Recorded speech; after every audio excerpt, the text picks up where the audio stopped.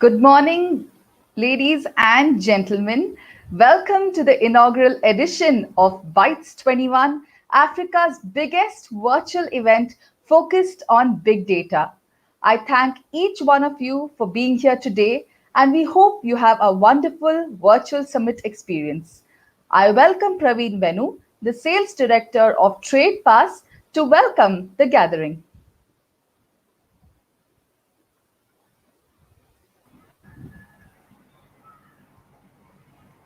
Hello, good morning, everyone. Priyanka, am I audible? Yes. Perfect. Hello, very good morning to everyone. On behalf of Trade Pass, I take immense pleasure in welcoming you all to Bytes 21 Africa.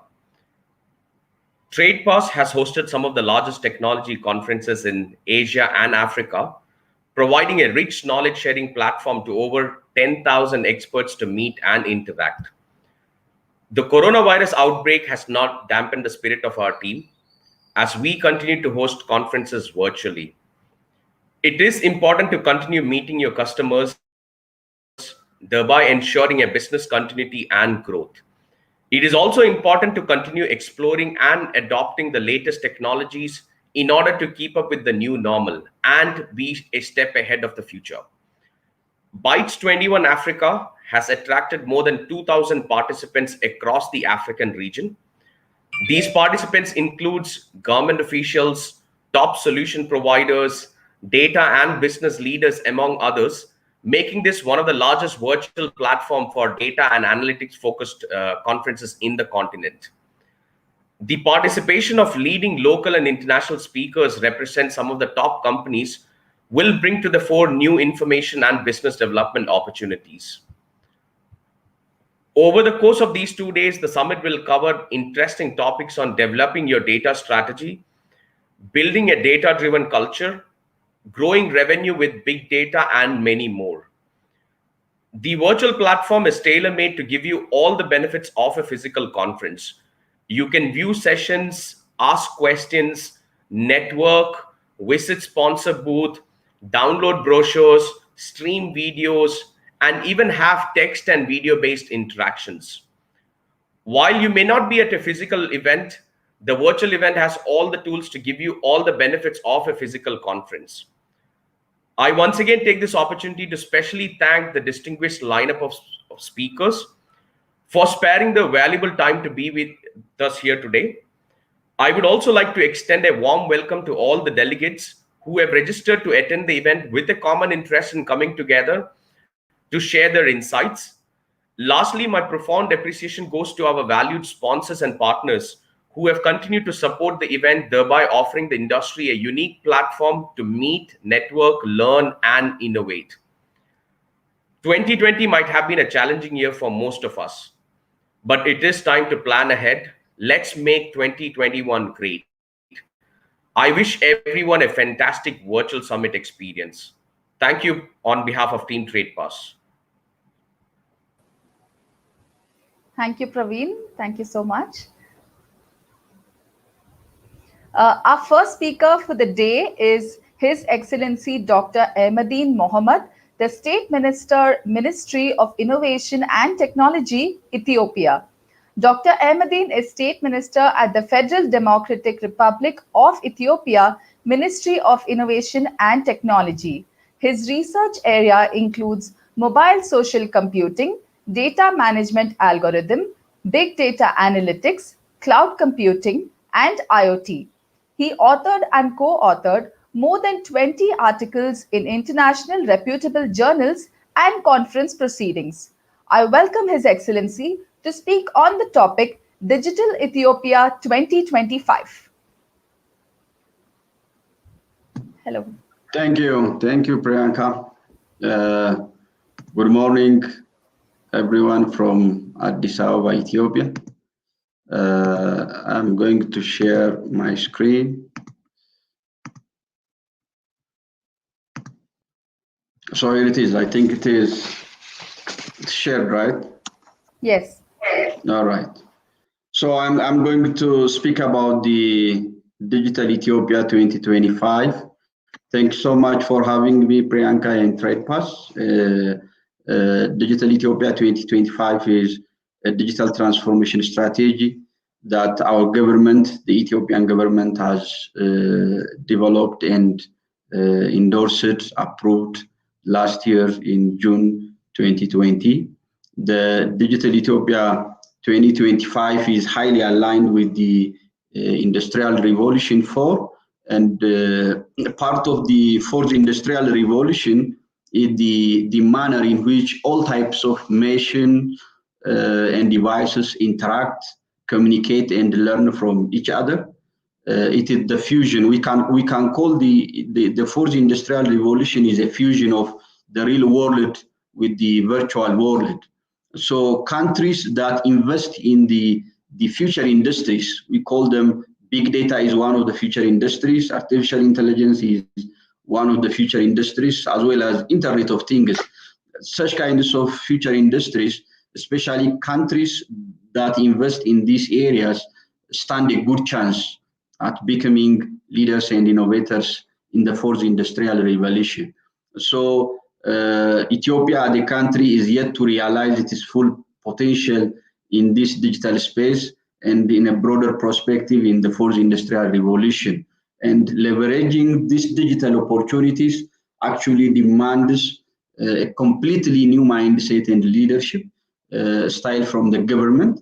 And I think that is one of the transformation in the past couple of years, especially since the administration of Prime Minister Abiy Ahmed came to power.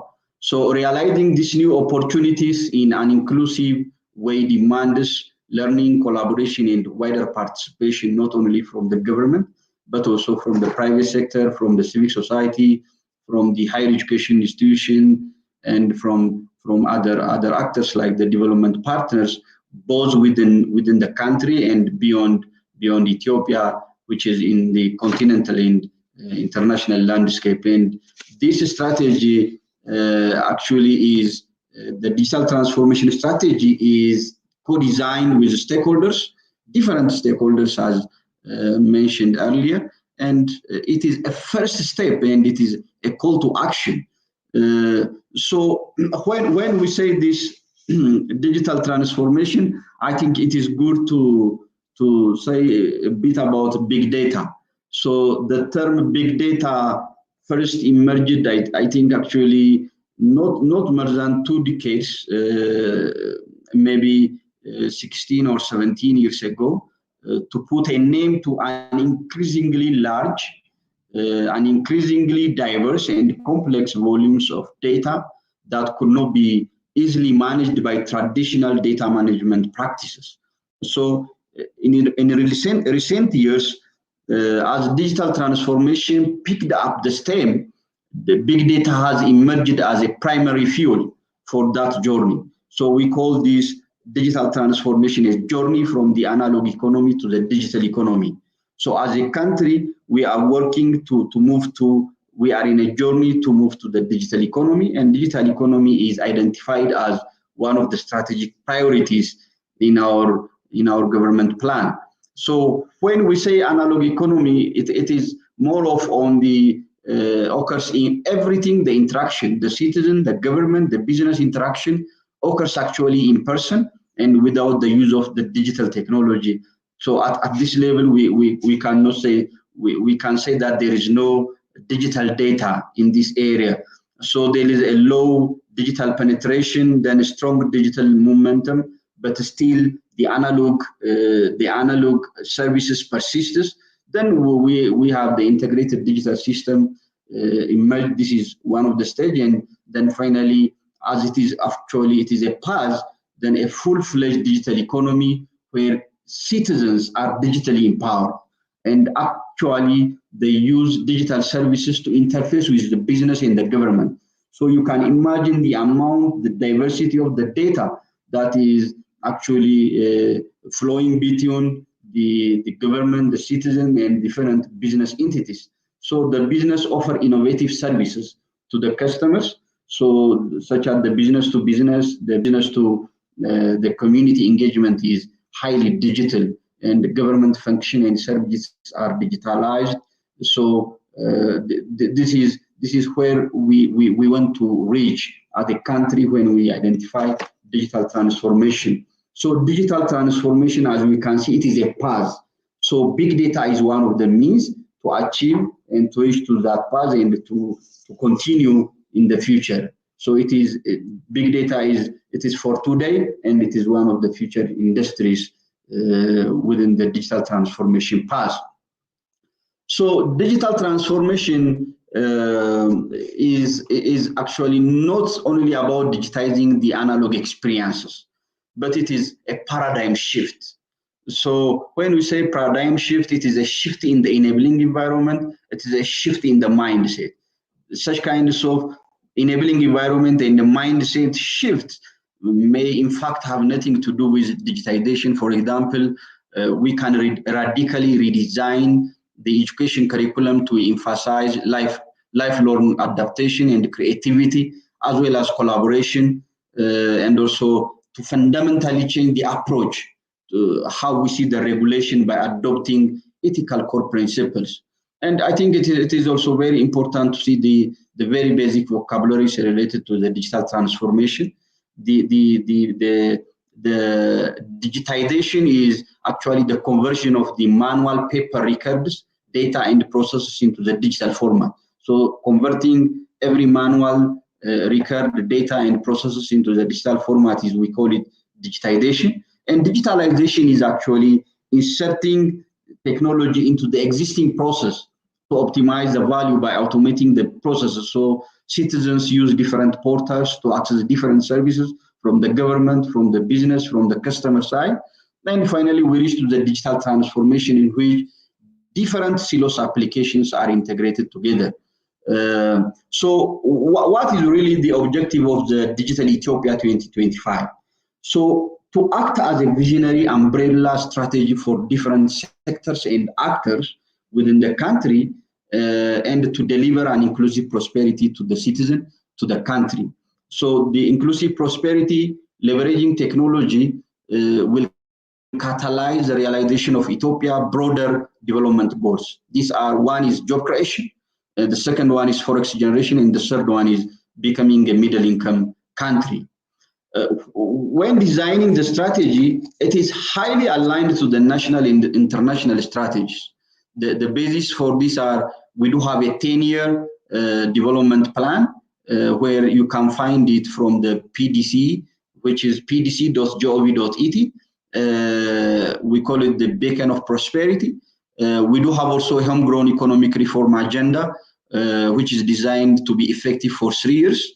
And we also consider and align it with the international sustainable development goals, as well as the continental, such as the African Union, the continental digital strategy. And as I mentioned earlier, the objective of this digital transformation strategy is to have an inclusive digital economy and to be an active player in the digital economy, and to achieve the job creation goal, the increasing the forex, and to have an inclusive prosperity.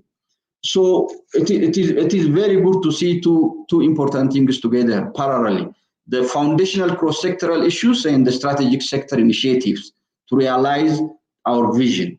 The foundational cross-sectors are, it is very clear that it is infrastructure is very important when you talk about digital transformation strategy, and digital system is the second foundational cross-sector issue. The finance and the people, these are the four foundational cross-sector issue. And our digital transformation strategy, or Digital Ethiopia 2025, has identified 4 strategic sectors that we focusing on to achieve and to be a player in the digital economy. The first one is agriculture. The second one is manufacturing. The third one is business process outsourcing or knowledge process outsourcing. And the fourth one is tourism. So in order to work on the different opportunities on the identified strategic focus areas, there are different actors such as the government. One is government-enabled role, which is harmonizing the policy and regulations to enable fair and inclusive development in the country. The second one is the private sector-led role. The private sector is expected to lead the innovation, to lead the national, international competitiveness, of the whole digital transformation strategy. The third one is the civic society organization and the development partner supported law, which is to support both the private and the public sector to achieve the inclusive progress in the country. So if you see, just to give a highlight on the framework and the methodology, as I am the state minister, which is in charge of the national ICT and digital transformation, what is the role of my ministry? My ministry is the Ministry of Innovation and Technology. So our role is to enable, our role is to design, and our role is to lead the digital transformation strategy. When we say to enable, we convince stakeholders, we promote collaboration and coordinate, build capacity to activate, to support the efforts. When we say we design, we articulate a national strategy for digital transformation, we harmonize the different efforts across the different sectors, and we work to get buy-in from the different stakeholders. And of course, as a policy ministry, and we lead the digital transformation strategy by implementing programs that support digital transformation, such as connectivity infrastructure, the digital skilling, the standard setting, the quality assurance, and different other aspects. So initially when designing the digital transformation strategy, the first stage was diagnostic stage. So to give you the high level challenges and opportunities on our diagnostics, on the 4 pillars, on the infrastructure, we do have the power issue. So we can say that there is a comparatively cheap for the region, but still inaccessible. So that means when something is cheap but inaccessible, we call it is very expensive. So power is very expensive and inaccessible for Ethiopians, and it is not really those citizens who are accessing the power are also not reliable for the citizen. And there is also low internet and mobile subscription rate in the country as compared to the African average. There is limited access to mobile devices as well, because we do have costly smartphones because of the tax issue and because of the high internet tariffs are the limiting factors. And this is one of the high level diagnostics in terms of infrastructure, and that's one of the challenge. The second pillar is on the enabling systems. We don't have a national digital ID. So every residence or every citizen in the country doesn't have a unique ID. So we are working on it, and it is in a good phase at this time. And actually, we believe that digital ID will create opportunity for the financial inclusion, will create an opportunity for the e-governance and for the e-commerce. And also, of course, another enabling system is mobile money to enhance the financial inclusivity for the unbanked, especially for the women, as in Kenya. So the challenge to the address that we have a gap in the rural network, we have a gap in literacy exposure to and social trust of trusting the technology and the privacy issue and other issues. The third pillar is on the application. The application, we do have different efforts on automating our government services. So the main challenge is actually the coordination issue. The main challenge is the infrastructure issue. The main challenge is the bandwidth issue, as mentioned on the first pillar. The second related to the application is the financial and the logistics sector.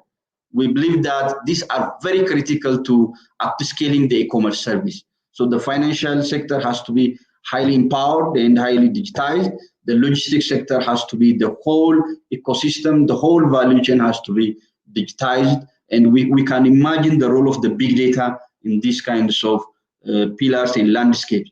Within these application pillars, the ease of doing business is another important issue that our government is actually working hardly, especially on the reducing the TPC, the time, the procedure, and the costs for every service within the government, and automating the whole. And we are working to strengthen it through by using portal. We already developed a portal that take human-centered approach to maximize the uptake. The fourth pillar is the ecosystem. When you say the ecosystem, it is about the finance, it is about the people, it's about the policy and regulation. So the finance, issue. Operationalizing access available finance is very important issue, and our government with the National Bank of Ethiopia is working. Strengthening the startup ecosystem is another important thing. So startup proclamation is on the final track to be approved by the Council of Ministers, which is a very appropriate regulatory approach for this. In terms of people, the literacy rate is far below the average, and there is a higher gender gap in the educational access in Ethiopia. So we need to work on people, especially on the digital literacy, and of course on the digital divide. Advancing vocational and tertiary skills needs to be improved as well, and the policy and regulation is also another very important point. The foundational cross-sector initiative necessary to enable digital transformation are, as I mentioned, the infrastructure, connectivity and power, the enabling system, digital ID, digital payment, cybersecurity, the digital interaction, the e-governance and the e-commerce, finally the ecosystem, the finance, the people, policy and regulation. My final slide is on the strategic sector focus. So our strategic focus, as I mentioned earlier, is the first one is agriculture, unleashing value from agriculture. So we can see that in recent years, big data has become prominent across a variety of economic sectors and is now being increasingly applied to agriculture. It is therefore offers great opportunities in agriculture, which includes vast potential to increase productivity and innovation, real-time insight to help performance optimization. Data is actually becoming a major source of competitive advantage within this agriculture sector, and we identified different opportunities, and you can see opportunity 1 and opportunity 2.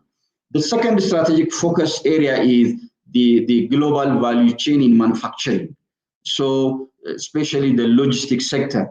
So in order to increase the quality of the final customer experience and the value they drive at the end of the transaction, a digital ecosystem has been created for logistic process, and big data is one of the most promising solutions that has been introduced into this digital ecosystem for logistics. We can mention some of the benefits of applying big data in logistics. For example, route optimization and last mile efficiency, optimization of warehouse networks, consolidation of freight. So we can say that big data's big role in optimizing logistics and streamlining the logistic operation is only going to be more significant and even inevitable in the days to come.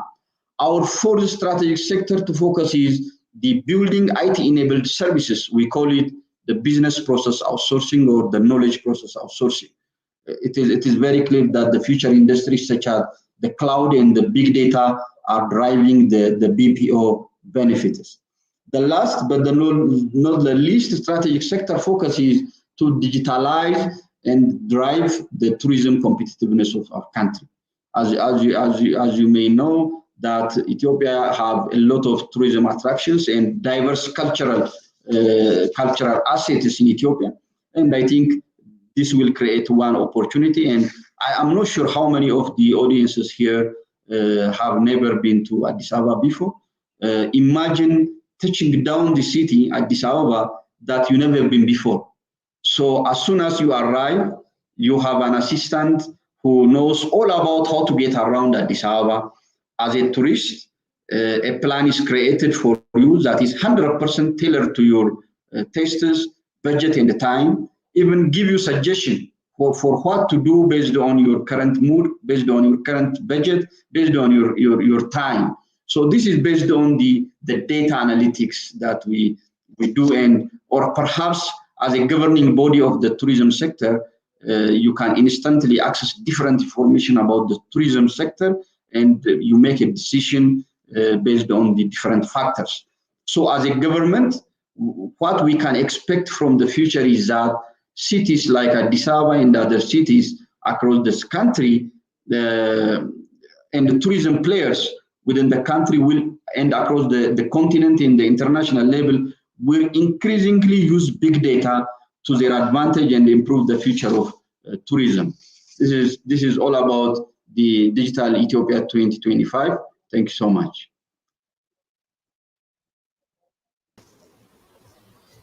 Thank you so much, Dr. His Excellency Dr. Ahmadine Mohammed. That was indeed a very interesting presentation, and we thank you so much for your time and for sharing your insights. Thank you very much. Thank you, Priyanka.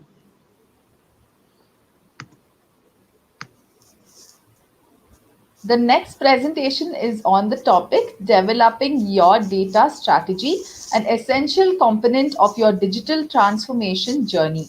Hartnell is the first Chief Data Officer in the East and Central Africa region. His specialty is in the banking and financial services sector, where he has been able to master the development and execution of key data and digital strategies for large financial institutions. He was previously a senior data consultant, providing advisory and analytics services to governments, banks, insurance firms, and telcos. He has also led and set up data teams for top banks in the region. He is currently the Chief Data Officer at APSA Kenya, where he leads the data science, data governance, business intelligence, and analytics teams. I welcome Hartel Endugi, the Chief Data Officer, APSA Bank, to share his insights. Hello, Thank you so Hartel. much, Priyanka. Hi, Priyanka. Just confirm for the audience if you can hear me. Yes. Awesome. So let me just share my screen.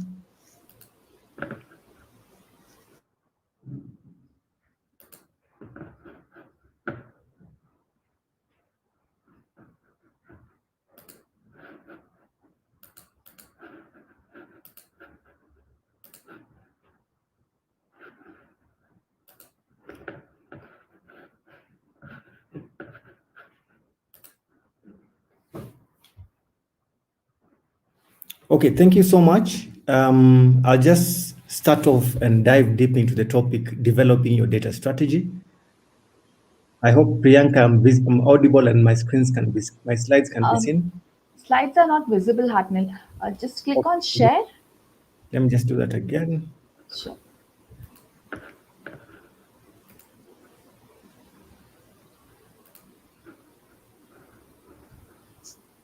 Share screen, application window. Okay.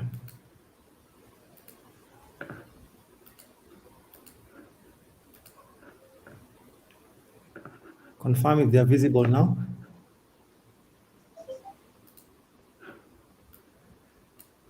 Not yet. Okay, I'll just share the screens from my side, Hartnell. Okay, yeah, please. I'll appreciate.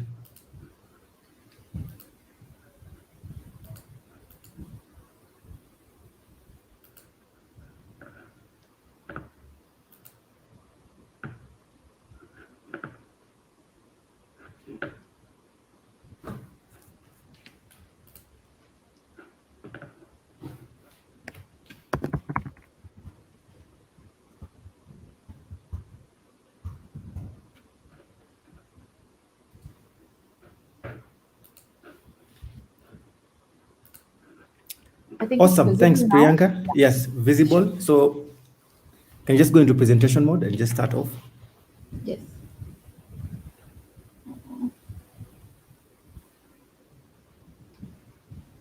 You can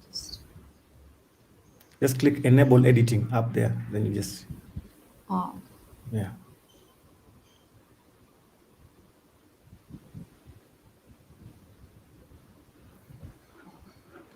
I think we can start. It's fine.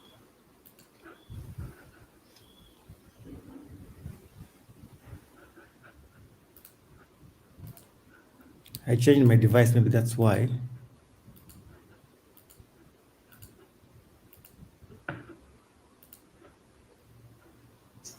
I can't see your slides, Priyanka. I don't know if you put them in presentation mode. Let's see. Let me just. Okay, I'm also just trying to fix this issue on my end. I think I know what it is. As you try and share, maybe a minute and we'll be back. Okay.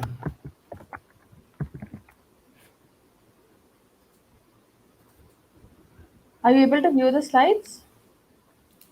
Just 1 second. Oh, let me just check. Not yet from your end, not yet, but I think I know it's what's the challenge is. Let me just quickly fix it on my end. I can't see your slides yet.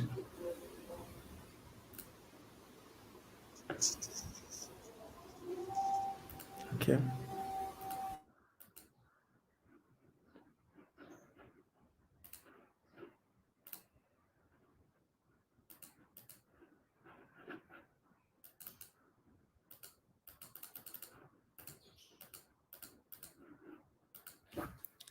Okay, I can just try and join with another device quickly and see if it will work.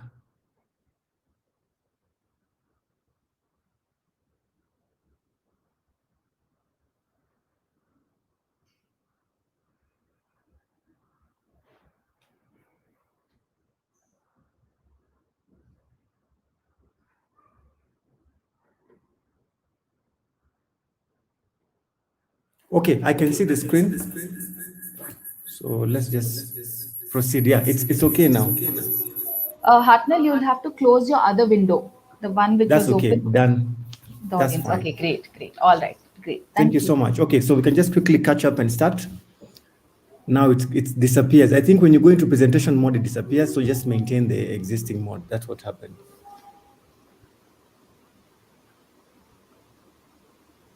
Yeah, so just present in that mode is fine. When you click presentation mode, it disappears. So yeah, now it's fine. It's fine. Gone. So thanks guys, and apologies for that. So I'll just start off by introducing myself before we are able to just go through the different topics, explaining how you can actually build your data strategy. Just for the sake of introduction, my name is Hatnel Ndungi, Chief Data Officer. I think Priyanka has done a good job of just giving a very detailed introduction of what I've been able to accomplish throughout my career as a data expert. I focus on 4 key data specialties. That's business intelligence and analytics, data management and governance, data science and artificial intelligence, and model analytics, which is a bit niche within the banking and financial services sector. 12 years within data and tech, and I've been able to not only develop strategies, but also execute them for top banks within East and Central Africa. Next slide. So I'll just start off by explaining what is a data strategy. And I think most people have different kinds of definitions. If you're within the executive level of your business, you do know about your enterprise or your business strategy, which number 1 sets the priorities, objectives, vision, mission for your organization, and explains exactly how you're able to achieve all those objectives listed within your business strategy.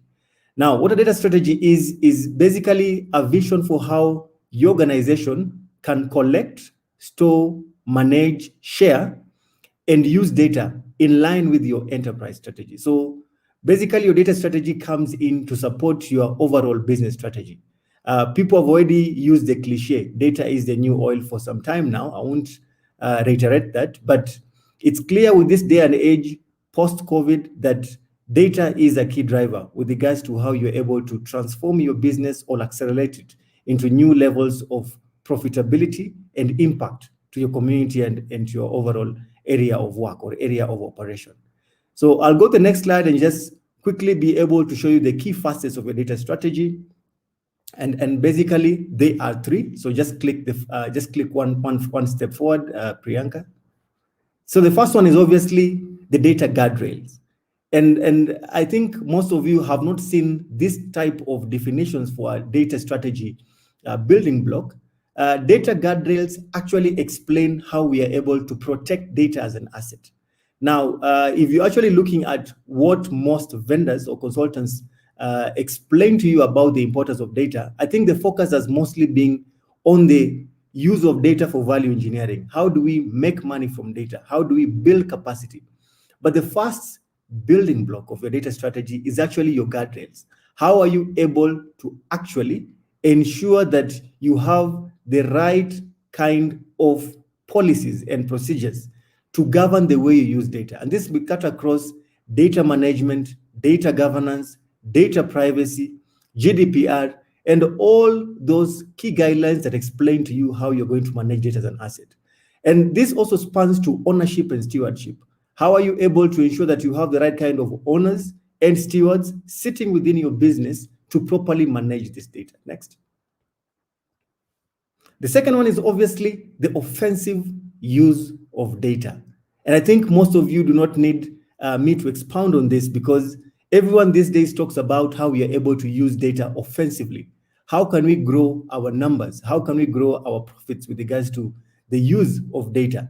So your strategy should also have a clear concept of how do you ensure that business are getting value for their money? What is your return on investment in investing in data as a key feature within the new strategies that we have transforming organizations? So here you'll cut across things like having the right kind of AI skills, data science skills, talk about automation, talk about how you're able to have the right kind of tools to ensure that you're able to use data properly. But majorly, it will speak to how you're able to identify business problems and give possible solutions based off data and how these are going to transform your organization. And the third one, which is the last one, is data tools and architecture. Now, these are called data rails. These are actually called the rails of your data strategy. You also have to remember that you cannot use manual data to grow your organization or transform it. So basically, within data tools and architecture, you look at things like, what is the data lineage in my data universe? What kind of tools am I really deploying to store and retrieve data? Am I going with the new kind of cloud computing technologies? Am I approaching this from a distributed computing kind of approach? Or am I actually just having simple self-service tools deployed to business to ensure that they are able to use their data better? So I'll just go into the next part of my presentation, which looks at the step-by-step methods of building a data strategy. And the first one is obviously review of your business strategy or your enterprise strategy. Nobody should ever tell you that you should build a data strategy from scratch without actually knowing what is the mandate, what is the objective of your business strategy. I usually shock people when I tell them, not all businesses at this stage of their maturity require a data strategy. You may have more teething issues that are supposed to be fixed within your business strategy, and your data strategy can wait for a few months or a few years. But it is good to actually be able to see what are the opportunities you can actually start using data within your business strategy. So look at simple things like, what is your appetite of your business with regards to growth, with regards to transformation? Are they looking at doubling their numbers? Are they having operational efficiency kind of challenges? And know exactly how to fit in your data strategy within your enterprise strategy. So remember, nobody will ever support you with a very good data strategy that is just based off trial and error or a lift off from the internet and seeing exactly how this can be of importance to you. Number two is the diagnosis. My previous speaker spoke about a diagnosis within their environment in Ethiopia. I'll talk about diagnosis of your business and your enterprise. After you have known what your business is trying to achieve, both from a cost, efficiency, appetite perspective, the second thing is to know what kind of diagnosis you have to run. And this involves simple things as questionnaires. As a person who is trying to build a data strategy, you yourself have to have a bit knowledge about what kind of solutions can you put in place to actually fix or unravel data shortcomings. So a diagnosis goes around looking at gaps within data use and data value engineering. So simple things as lineage, architecture, tools, capacity, quality, governance, ownership, stewardship, business intelligence, understanding, literacy. These are key things you have to actually go around. And this is simply going in and doing an audit of what is missing with regards to the use of data within your enterprise. Number three is actually creation of a proposal. Now, the step between 2 and 3 will actually take you 3 to 6 months, depending on what kind of support you have. If you have done this a couple of times, this will be my third time doing it for a very big bank, one of the top tier 1 banks within my area of operation. But if you have not done this and you don't have the right kind of experience, feel free to get a consultant. Sometimes moving between a diagnosis and a proposal can actually take months to years, depending on exactly how you're able to know how to fill in the gaps you have been able to unravel from the diagnosis of the data use.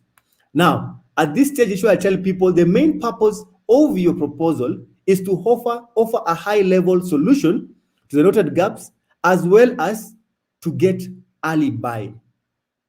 Now, it's not about just presenting a very long strategy and saying that it's ready for use. You actually have to go before your management and executives, as well as your board, and be able to present a proposal that will be a stepping stone to your final strategy. And the proposal will either have quick wins of what you can actually be able to close out of the diagnosis findings, or simple things as nice to have or important to have kind of technologies from data that are going to benefit your business. Moving to step 4, you actually are looking at developing a working team. Now, under step 4, the key thing here to note is that when you're actually setting up a working team, you can either decide to get external consultants or pick individuals who have the right kind of attitude and knowledge that is foundational enough to be able to guide you on building your final strategic objectives.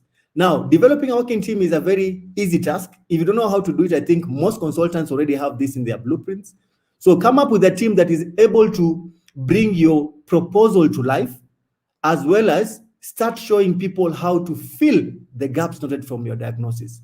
That leads me to my step 5, which is setting the objectives. Now, look at what we have done. We have identified what the business strategy is. We have gone around and found out what are the gaps in business. We have been able to create a proposal of where we're supposed to go. We have come up with a team that is made up of business colleagues as well as consultants. And now we are coming up with the objectives, which is 50% of what should be in your data strategy. What are you trying to do? And I'm not talking about high-level bullet point objectives. I'm talking about full stack architectural objectives with a clear start and end goal. So here, if you're talking about revolutionizing your data architecture, then it means you have to have your assist data architecture, your to be or to go to data architecture, as well as the key steps and objectives of the shift. So this can actually span to close to 30 or 40 pages, depending on what kind of organization you've done. I've done a 100-page strategy before, and I know sometimes with complex financial systems, you actually have to detail everything with regards to the objectives, the nitty-gritty. Number 6 speaks about milestones. And this is where you actually come up with a strategy roadmap. Remember, your strategy has very key 2 focus points, which is objectives and the milestones, but you have to flesh it up with all the other steps from point 1 to point 6 where I've reached right now. So here it's very simple. Come up with a table of what we are going to do, who is going to support, what is the requirements with regards to the timelines, and what will our milestones actually look like. This leads me to my number 7, which is basically a pilot. You can't go around with very good ideas before showing people that it can actually work. I usually tell people the cherry on your data strategy is a pilot. Within your data strategy, you should actually show people how you are able to do this in a very confined and a controlled setup and show people it actually works. So pick the quick win for you, run a pilot, be able to look at automation, be able to look at different kinds of solutions you can introduce to the business. Get your consultant and your technical team to run some of the tools. So if you're doing business intelligence or data science, get someone to build a model, fit it, do a prediction, and show people how it actually works. That leads me to my number 8, which is the next step to creation of your data strategy, and that is budgets. Money is important. Once you've shown people that you understand where you are and where to go, you have the clear milestones, you have the objectives, that's when you actually compile and tell people this is how much it costs. Don't ever start with number 1, money first. That's how most strategies fail, because most of the time it takes a lot of convincing before you go and ask for money. People will get scared. So the best thing to do is start with all the different steps I've shown you and end up with budgets. I won't expound budgets. I'll go to my number 9. And my number 9 actually speaks to interactive delivery. Your strategy cannot be a waterfall kind of strategy whereby you build it and you close it and you wait for 5 years for it to be ticked off. It can actually move as you keep on rolling out activities. I actually change my strategy every 3 to 6 months, depending on what is happening. COVID struck a change on the strategy. You just have to change exactly how you're looking at things, remote working, different ways of use case delivery, iterative work, collaboration with regards to business, new concepts that you have to embed within your strategy. So itinerary delivery is some key point I have to ensure that you have within your final strategy. And that leads to the packaging, which is my next step, which is the final data strategy. Point 1 to 9 have just explained to you exactly how you have your final strategy. And compiling everything from point 1, your findings from your executive review of your enterprise strategy, to point 9, a plan on how you're going to be iteratively reviewing and updating your strategy. That is your strategy. And I'll take the next few minutes to wrap up, which are just 2 or 3 more slides to just give you key learnings or key things to look out for in your final strategy. So if you go to the next slide, these are the key principles you have to have within your strategy. Number 1 is actually automation. With this day and age, you can never use manual files. You actually have to automate your reports and your data to ensure that you have this data in an automated fashion so that you can actually make value of it. Number 2 is actually silos. This is one steak knife to a data strategy, in that you can actually are supposed to have the right kind of structure that prevents people from having duplications across different entities.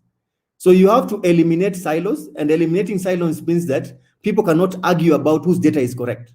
Number 3 is actually data management. And in data management here, I've talked about ownership and stewardship. I've talked about data governance. I've talked about the right kind of management.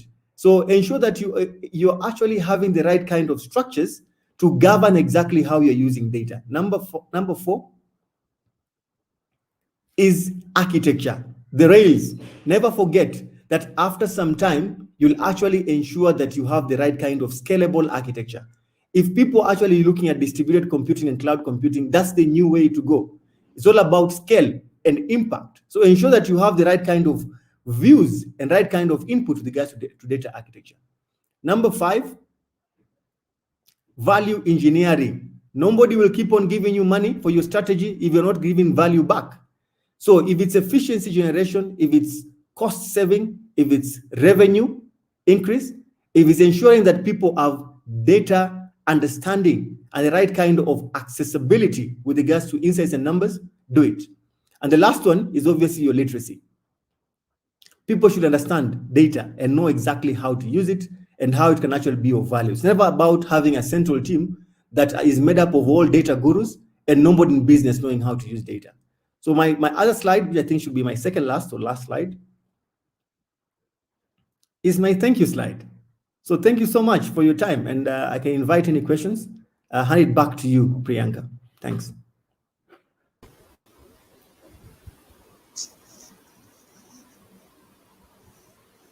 Thank you so much, Hartnell. That was a very, very insightful and very interesting presentation. Thank you so much for sharing your insights and your knowledge with the audience. It was indeed very interesting to see the data strategy. So thank you so much for your time and for putting together such a great presentation. Thank you. Thank you, Priyanka. Thank you. Enjoy the rest of your day. Enjoy your day. Thank you. Um, So Automation Anywhere is the leader in robotic process automation, the platform on which more organizations build world-class intelligent digital workforces. Automation Anywhere's enterprise-grade platform uses software bots that work side by side with people to do much of the repetitive work in many industries. It combines sophisticated RPA, cognitive and embedded analytic technologies. Over 1,400 organizations use this AI-enabled solutions to manage and scale business processes faster with near zero error rates while dramatically reducing operational costs. Automation Anywhere provides automation technology to leading financial services, insurance, healthcare, technology, manufacturing, telecom, and logistic companies globally. I welcome Sriram Narayanan, Vice President Africa and ROW Automation Anywhere, to speak on the topic powering the era of digital transformation with Automation 360.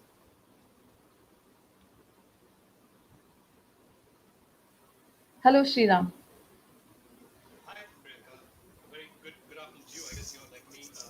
Sriram, you're not very audible. Is it better now? Yes, perfect. Okay, fantastic. Good afternoon to you, Priyanka. I was just saying good morning to all of our attendees. Thank you so much for making the time to be with us here today.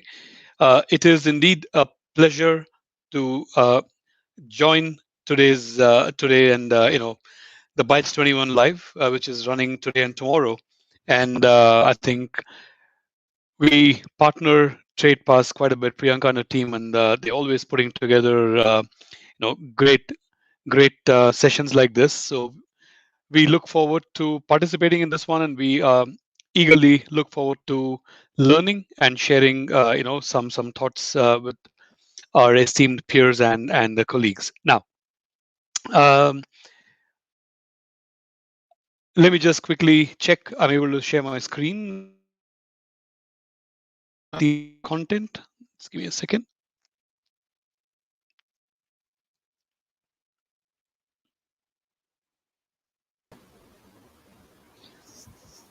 Sriram, you'll have to stop sharing, and then click on. Yes, Priyanka, can you just perfect. confirm that we're able to see Yes, my we content, can. We please? can.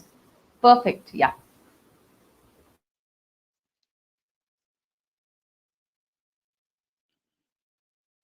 Yes, Sriram, we can see your screen.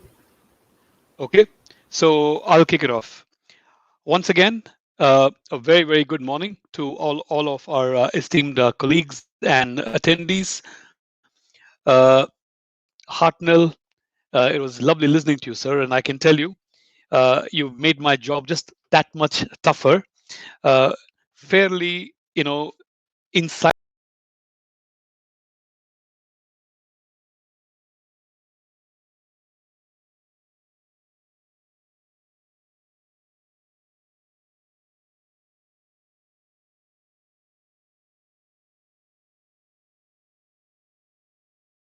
Apologies, ladies and gentlemen. I think we've just had a little glitch, technical difficulty. Please give us a minute. We will get back to you shortly. Please give us a minute.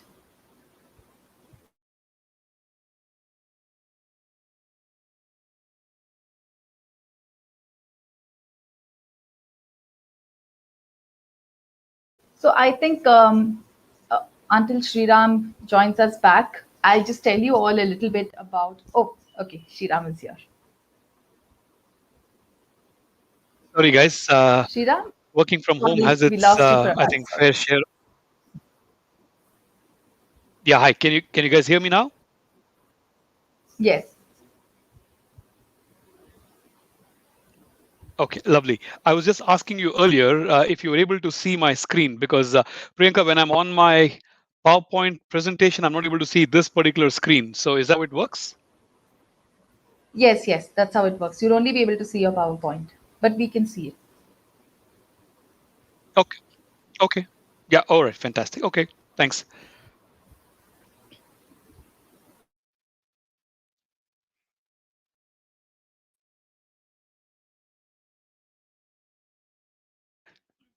Sorry about that, folks. I think we're technical kicking this off. So once again, as Priyanka Narayanan, or you can call me as Sriram. I represent Automation Anywhere in world as ROW. ROW stands for Rest of World Regions. So it's all of Africa.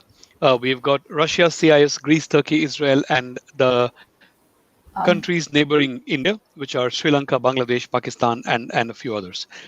So Sriram, sorry to interrupt. I'll share my screen. You can just stop sharing. some So of I'll you, what share. it is that we are doing as an RPA. I'm so sorry, ladies and gentlemen. I think there's a technical error. Just give us about 20 seconds.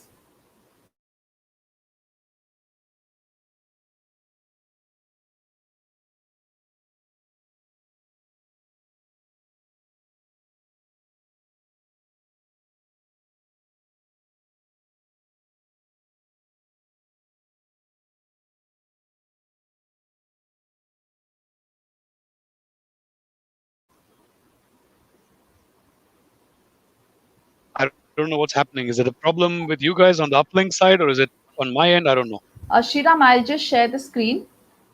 You're able to see it, right? Okay. Yeah, I'll just share your screen. Yeah.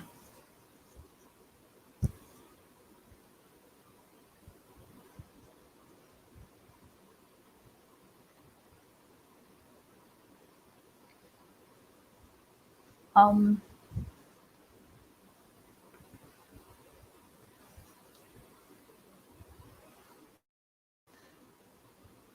Sriram, if you can hear us, we can't hear you. I think you'll have to start off from the beginning.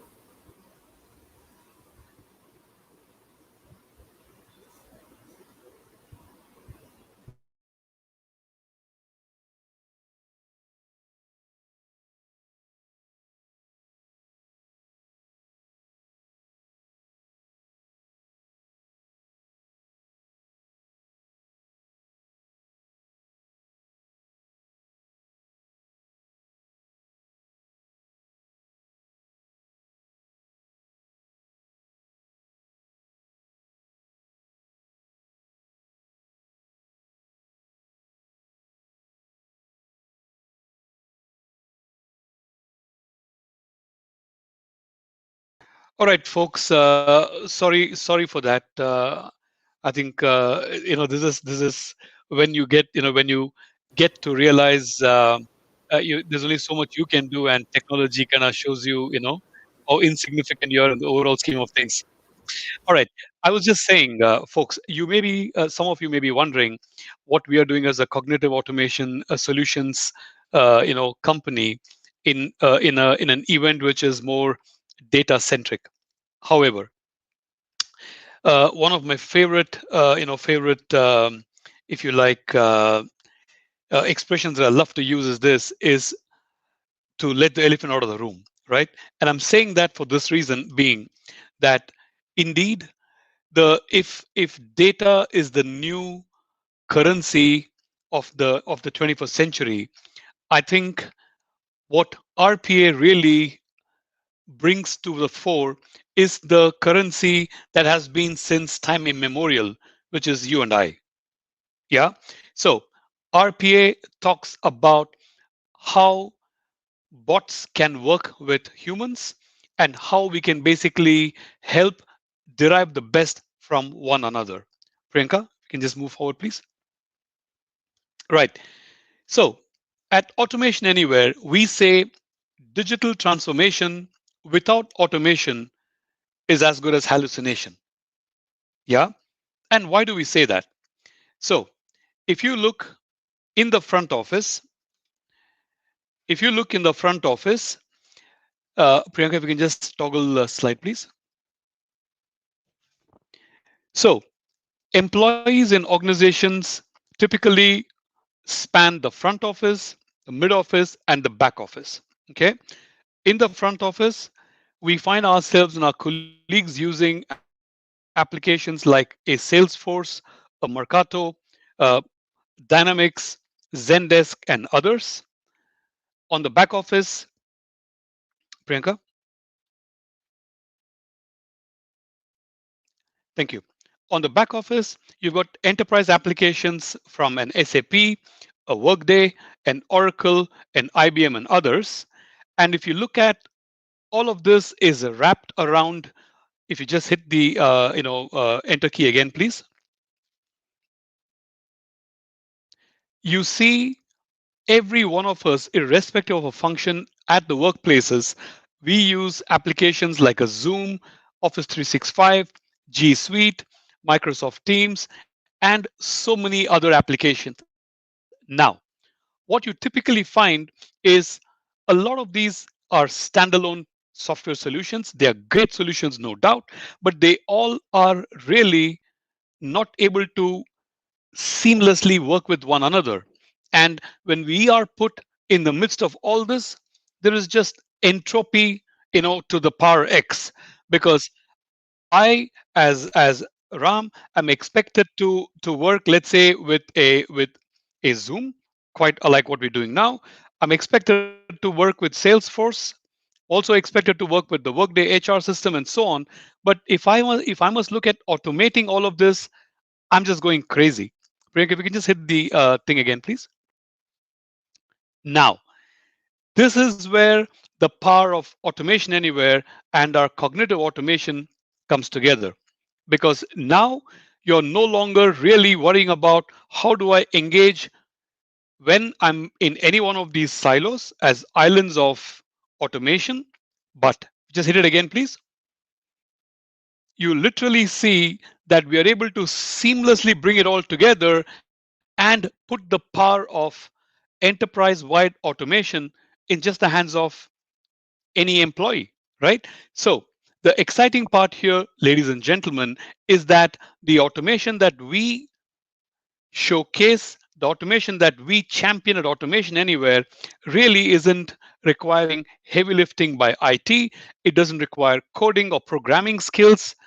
Just about anybody can do automation. Now, that's the true power of automation. Why? Because there's another one of my many proverbs. There's an age-old saying that goes, "The one who wears the shoe knows where it pinches." Truly, for the longest while, you would agree, Hartnell and everyone else on the session today, that IT and business have always been like this. Yeah, we've always been clashing. Business would allege that IT doesn't understand our pain areas, we don't understand our problems. IT would say business don't know their own problems. Yeah, how do they expect us to go fix their problem when they don't know their own problems themselves? Hey, guess what? Automation Anywhere is listening to this, okay? So in we come, and we are literally bringing a enterprise grade RPA solution that is intuitive, so easy to use, and just about every single business user can build and automate their own processes using bots. Priyanka? This is what we are saying, ladies and gentlemen. You truly need a single automation platform. Islands of apps cannot be connected with islands of automation. Yeah, going back to our previous slide, Priyanka. This is something, again, that we champion at Automation Anywhere. Many of you by now would know that just like it's now been rechristened or coined as big data, it's been around for a long time. Yeah, it's been around as BI, it's been around as analytics, it's been around by so many other monikers. In its current avatar, it probably is called as big data. Sure, RPA has been around for about 15 years now. And we at Automation Anywhere are one of the forerunners in this particular space, along with a few other, venerable peer OEM platform vendors. Now, if you go back to my previous slide, folks, you would have noticed one thing, that we were not talking of the bot being on the one hand doing its own thing. Or Priyanka, we can stay on this slide. Thank you. If you notice, what we are showing here is we are showing an effective coordination and cohabitation of bots and workers. So this is what we call as the digital workforce platform, a term that now has been even picked up by the likes of the Gartners. And it's a term that we champion. What we talk of is we're not talking of, oh, take Ram out of the picture, or take a Hartnell out of it, or take out a Priyanka. We are talking of a setting, a scenario, folks, where Priyanka and her bot work hand in hand, and Priyanka must use the bot to be more productive. Why? There are mundane, repetitive, iterative tasks and processes which Priyanka is doing on a day in, day out basis. These can be taken over by the bot. If you notice here on the right side, you got process, you got error elimination, and you got 24/7, 365 type of operations. Human beings, the best of us, we need a break. We need to take a bio break. We need to take a holiday once in a way. We need to do all of these things. Whereas bots, that's the whole charm of bots, I guess. You can just keep them and they have them going and going and going, just like the bunnies in the Duracell battery advertisements, I guess. Priyanka?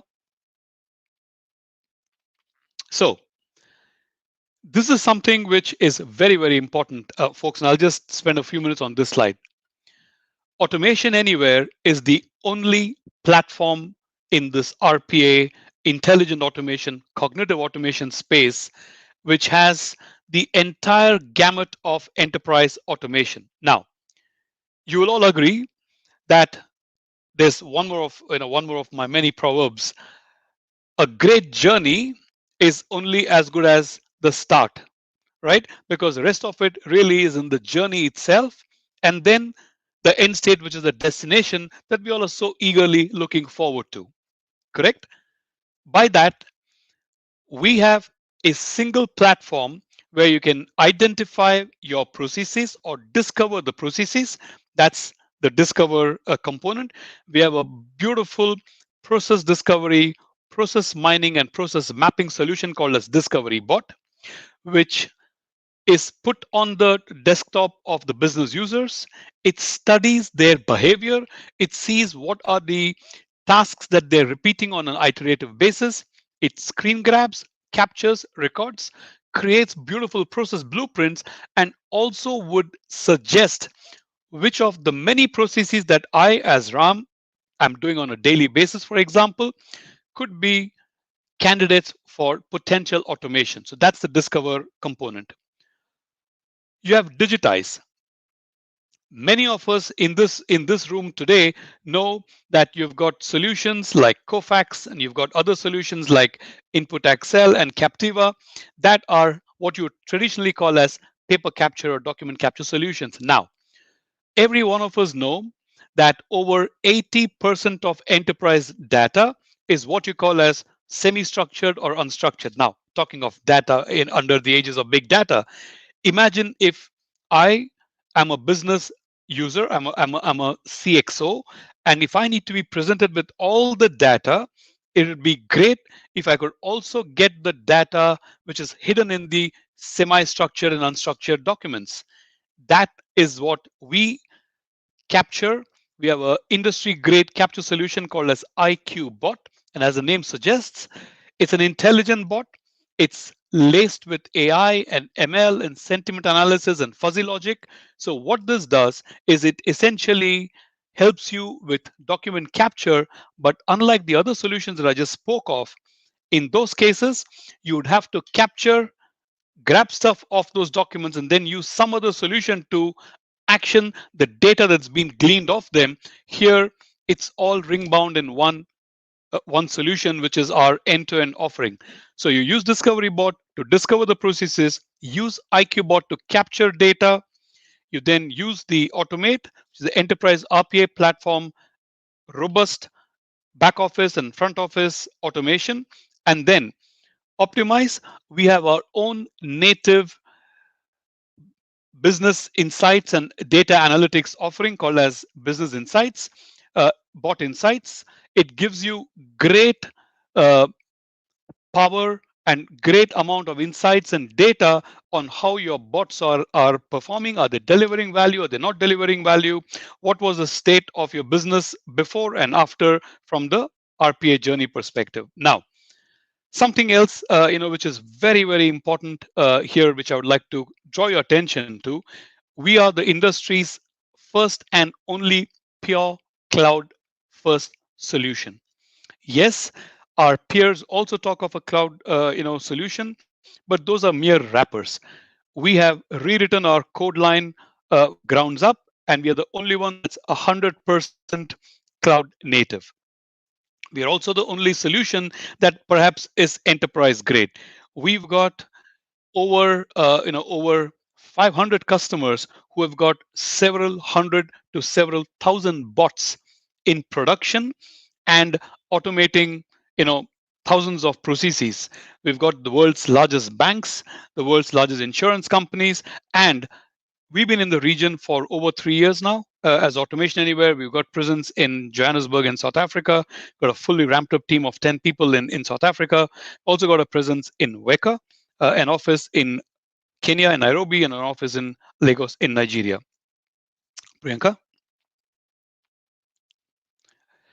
This is quite what I was alluding to on my previous slide. If you notice here, I was talking of the data discovery and information discovery with Discovery Bot. I was talking of the uh, document capture with IQBot.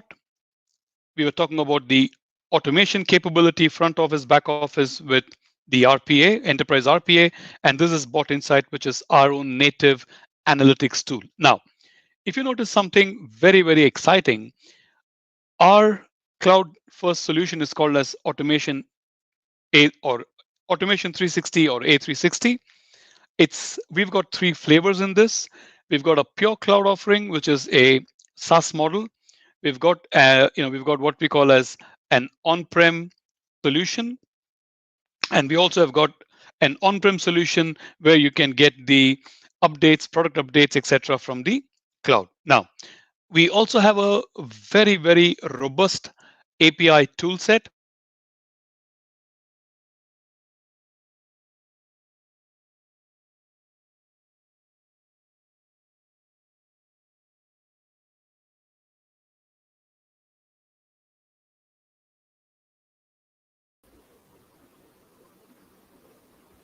Sriram? And you see that we've got ready-made.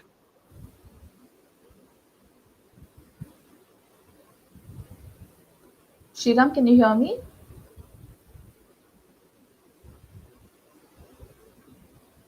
Okay, again, I think I got. I went into Yeah, yeah. freeze mode. If you could just repeat the previous point. Yeah. Thank you. Sure. Thank you. All right. So I was just saying that you know this is where we are. So if you notice here, we've got three flavors for the cloud. So you've got a pure cloud version. Then you could also do a private cloud deployment or in-prem on-prem type of a cloud deployment, and then you have a pure on-prem deployment model where you can get updates alone from the cloud. Now we have ready-made connectors available to a host of other products and applications. Some of you in the big data AI space would be familiar with the likes of, let's say, a data robot and many others. Priyanka, if you can move forward, please. Right. So being this is again very, very important. I'll just take a few minutes on this slide, folks. I think we bring tremendous velocity to your RPA journey. Now, if big data is one of the currencies, like I was saying as my leading statement, if big data is one of the currencies of the modern generation, RPA perhaps is the one other huge tech buzz. And it's for this reason that we don't want it to remain to be a buzz. Ladies and gentlemen, we want you to derive and realize value. The only way you can realize value is if there is predictable velocity in your deployments and implementation. Now, being a native cloud first solution, and there is some great news that we would love to share with all of you on the call today, is that we are present in region, on your time zone or in your time zone, at the Cape Town AWS installation. So we perhaps are the only RPA vendor to be present on the continent through that.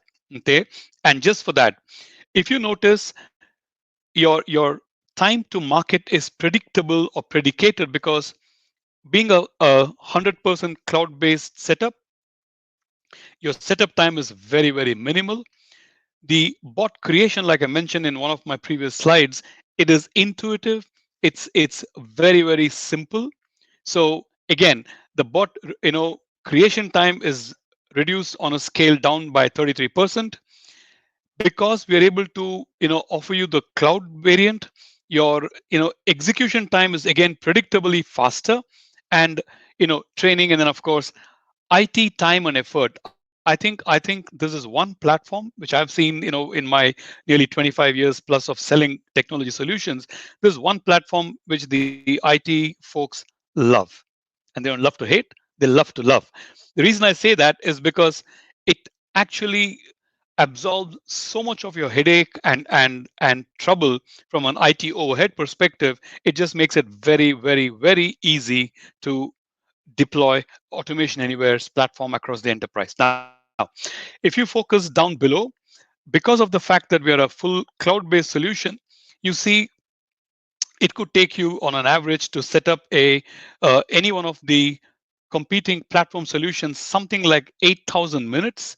We are taking like literally a quarter of that. You take like 2000 and odd minutes. So I think the speed to market, time to market is predictably faster, and that's something that we really believe can deliver tremendous value to our customers. Priyanka. So we're just showing and sharing a snapshot of our global customer base. And I think at this point in time, it's also important for me to mention, representing the region, that we've got over 100 logos that we've managed to add as proud customers and proud partners to whom we are, uh, mates on their journey. This includes several among them like Sunlam and VAT IT, Anglo American, Anglo Gold Ashanti, and we've got at least another 50, 60 really, really credible logos. In the WECA region, we've got the likes of, we've got a number of the insurance companies.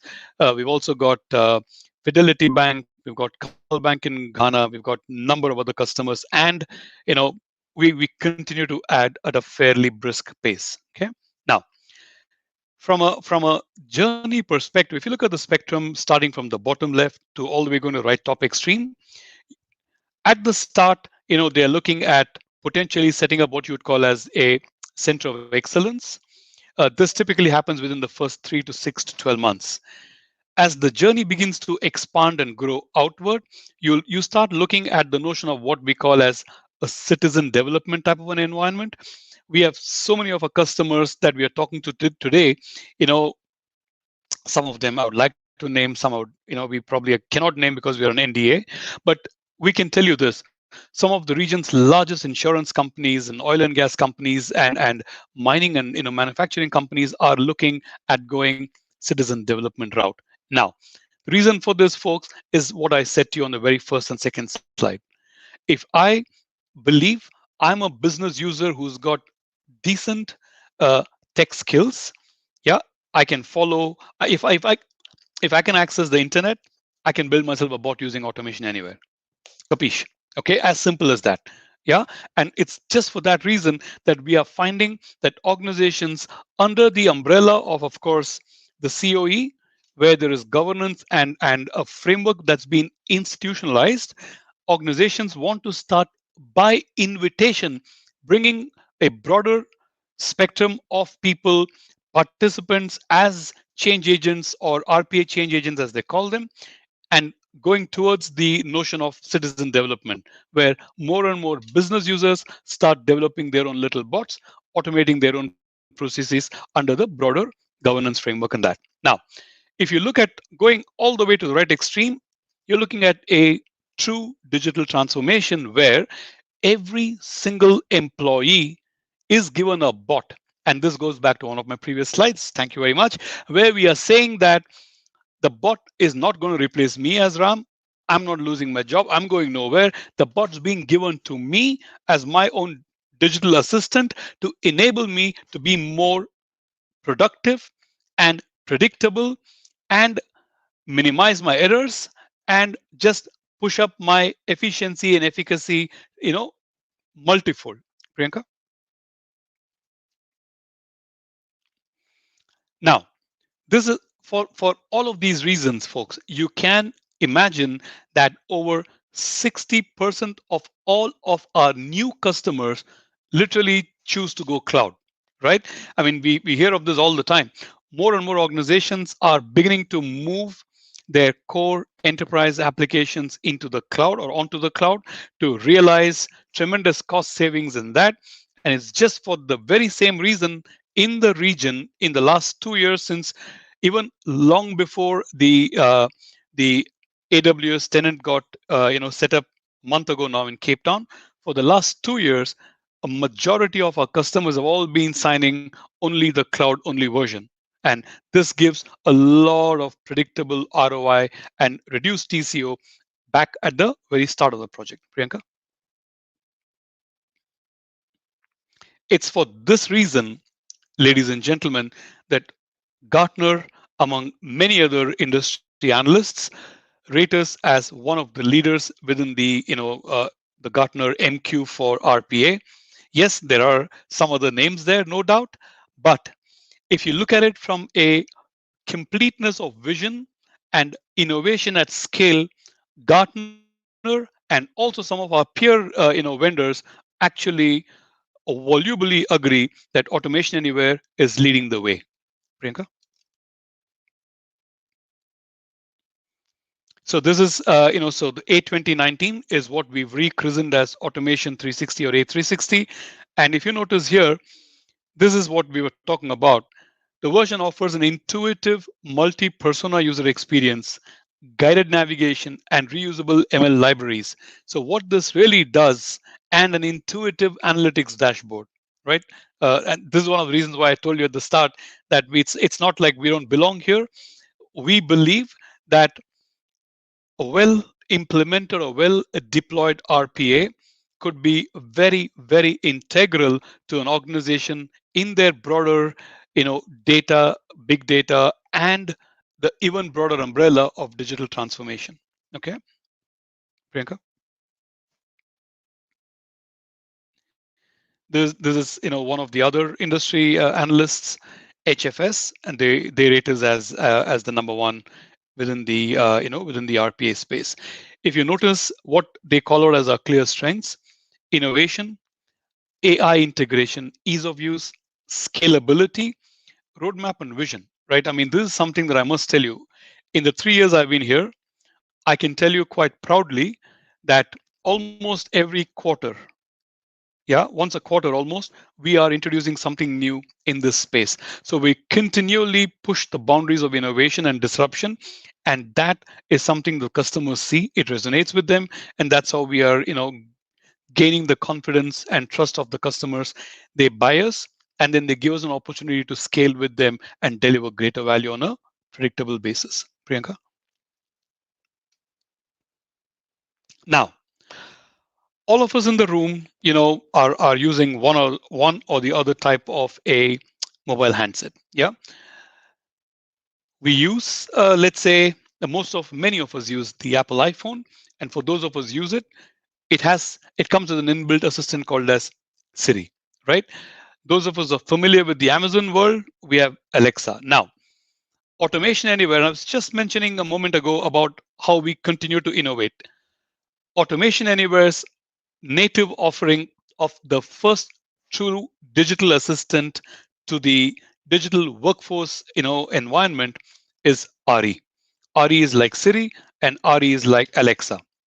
It's the Automation Anywhere robotic interface, and this typically can help people join and bring together a universe of, let's say, applications, help you to automate tasks from the very simple to the very complex. And you can literally, if indeed you must, if we must liken it to a Siri or an Alexa, sure, I must be able to use it from Maritza. I will answer your question in a moment. So you can access the RE from your desktop or mobile, from within any one of your applications, from of course the web, or even with the voice over command that's coming very soon. Maritza, if I can just answer your question very quickly. In terms of self-service RPA, you notice I was mentioning earlier about the COE. When the customer enterprise or your enterprise, Maritza, must set up a COE, within the COE, you draw up tenets of what it is that a business user, like a citizen developer, can or cannot do. And quite literally, following those instructions and tenets, what you normally find, Maritza, is you have a centralized COE, and then you federate it out. You end up having what's called as a hub spoke model. So from within the hub, You have islands of automation where you've got change agents, and what governance framework is set up in the center at the central COE is then literally as a parent child adopted out in your departmental COEs. Yeah, and the individual users are literally invited to come up and build their own bots and automate their own business processes, literally keeping in mind that all of this is being done within the broader framework. But we hope that it answers your question. Yeah. All right. Moving on, Priyanka. Okay. So this again is is giving you one other kind of view of the RE. RE, just to give you folks an idea, classic use cases for RE, ladies and gentlemen, is within any customer facing environment. A great place for this is within the call center and contact center. So it just doesn't have to be any BPO or contact center. I will just go in the next slide to this. You'll find we talk of a large bank. So this is Banco Colombia. If you notice here, they've got 30,000 employees.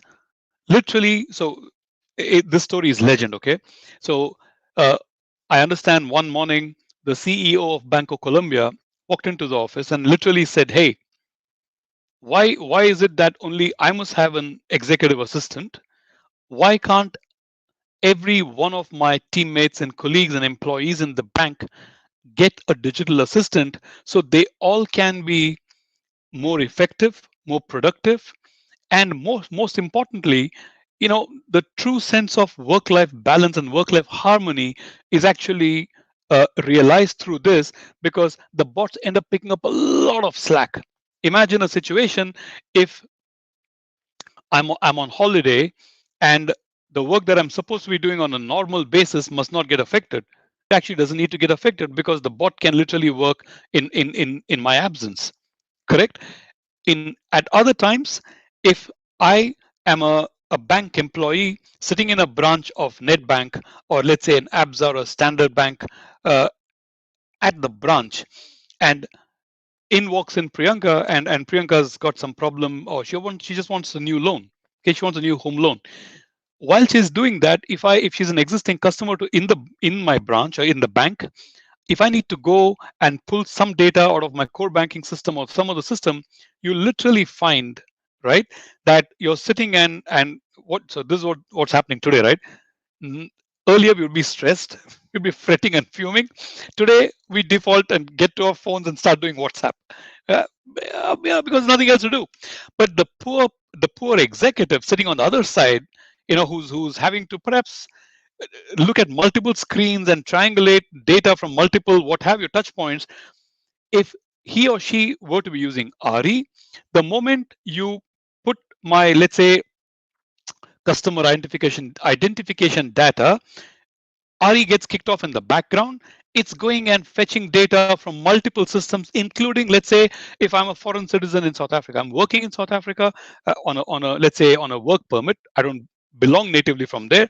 If it has to go and make a quick check on my residency immigration system, or it's got to go in some other system and so on and so forth, all of that is happening in the background while maybe the employee is keeping me engaged in a conversation and trying to cross-sell me a new credit card, right? Or trying to upgrade me to the top tier of the personal banking, or HNI status, or something else that the person is able to do, which literally means upsell and cross-sell potential. Yeah, if you just look at it here, the intention was transform the retail, care center, and branch networks with a one office approach for the front office teams to directly perform tasks only available to call center or back office teams. Right? So you're putting the power. There's no saying to me, if I go in as a card holder with a problem on my credit card today to a bank here in Bombay where I stay and live, I'll find the person telling me, oh, Mr. Ram, please bear with us. We'll have to send it back to our ops in Chennai or Bangalore or something. And I'm like thinking, man, but this solution that we've implemented here at Banco Colombia literally kind of puts that to rest, right? So The integration in this case has been done alongside their Salesforce deployment. RE is deployed across 30,000 employees and 20,000 across the branches and 10,000 at their call center or contact center, right? And if you look at some of the use cases, typical use cases, right? High volume use cases, print my monthly statement, pay off loan, password reset. It's a huge pain, huh? PIN and password reset. All of us are experiencing it all the time, right? Stop payment on a check, on any other transaction, and so on and so forth. So some very, very typical use cases. You look at the savings, 12 to $15 million savings just from the initial use cases only in the first year of operations, folks. So very, very powerful, uh, muted, understated, but very, very effective. Now, on the backdrop of all of this, we have something else that perhaps we are the only ones in the world today in this space. I mean, we have taken our own stab at democratizing RPA. And what do I mean by this? Is we have something that we call as a bot store, where you've got ready-made bots available by application, which you can literally download and automate your tasks and processes. Or we've got role-centric uh, digital workers. Yeah. So you remember me showing you on the Gartner definition, they were talking about multiple personas or avatars. That literally is what we've got, ladies and gentlemen. So today, if you want to go the public facing URL, I urge you to please take a look when you get a chance. Botstore.automationanywhere.com. We've got over 1,000 odd bots and over 200, 300 digital workers, or what we call as AFTEs, augmented FTEs or digital workers. What you find there, folks, is you will have a talent recruiter bot. It's a digital worker. Basically, you can give it to me if I'm an HR talent hiring or recruiter specialist on your team in let's say an ABSA or a NetBank or a Capitec. You can give it to me. It will do a lot of my repetitive mundane tasks, and I can go and focus on higher order IQ related stuff where I really feel I'm delivering value as Sriram. On the other hand, if let's say you're an AWS shop or a Azure shop, you would need to hire and have an Azure IT admin specialist or AWS security specialist. These are or you would find a financial controller. It's actually a role on the finance team, an AP clerk, an AR clerk. These are people that you would be hiring and you'd have them on your teams. If you go to the bot store, you can literally download an AP clerk or a financial controller. We've got bots, and this is only increasing. So this is a crowdsourced effort or exercise. You got bots that are put up there from customers and partners alike. And ladies and gentlemen, Priyanka, the next slide, please.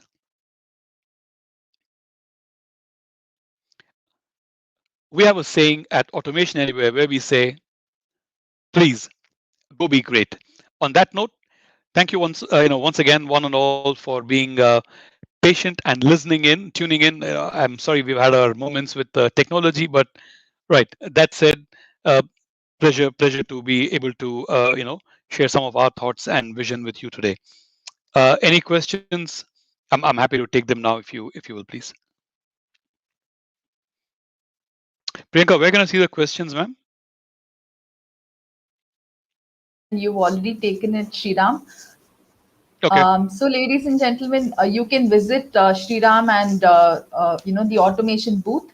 You can go and find out more about the technologies and also find out more how to partner with them. So, thank you, Sriram. Thank you so much for your presentation and for sharing all your insights. Thank you. Thank you, Priyanka. Have a lovely day.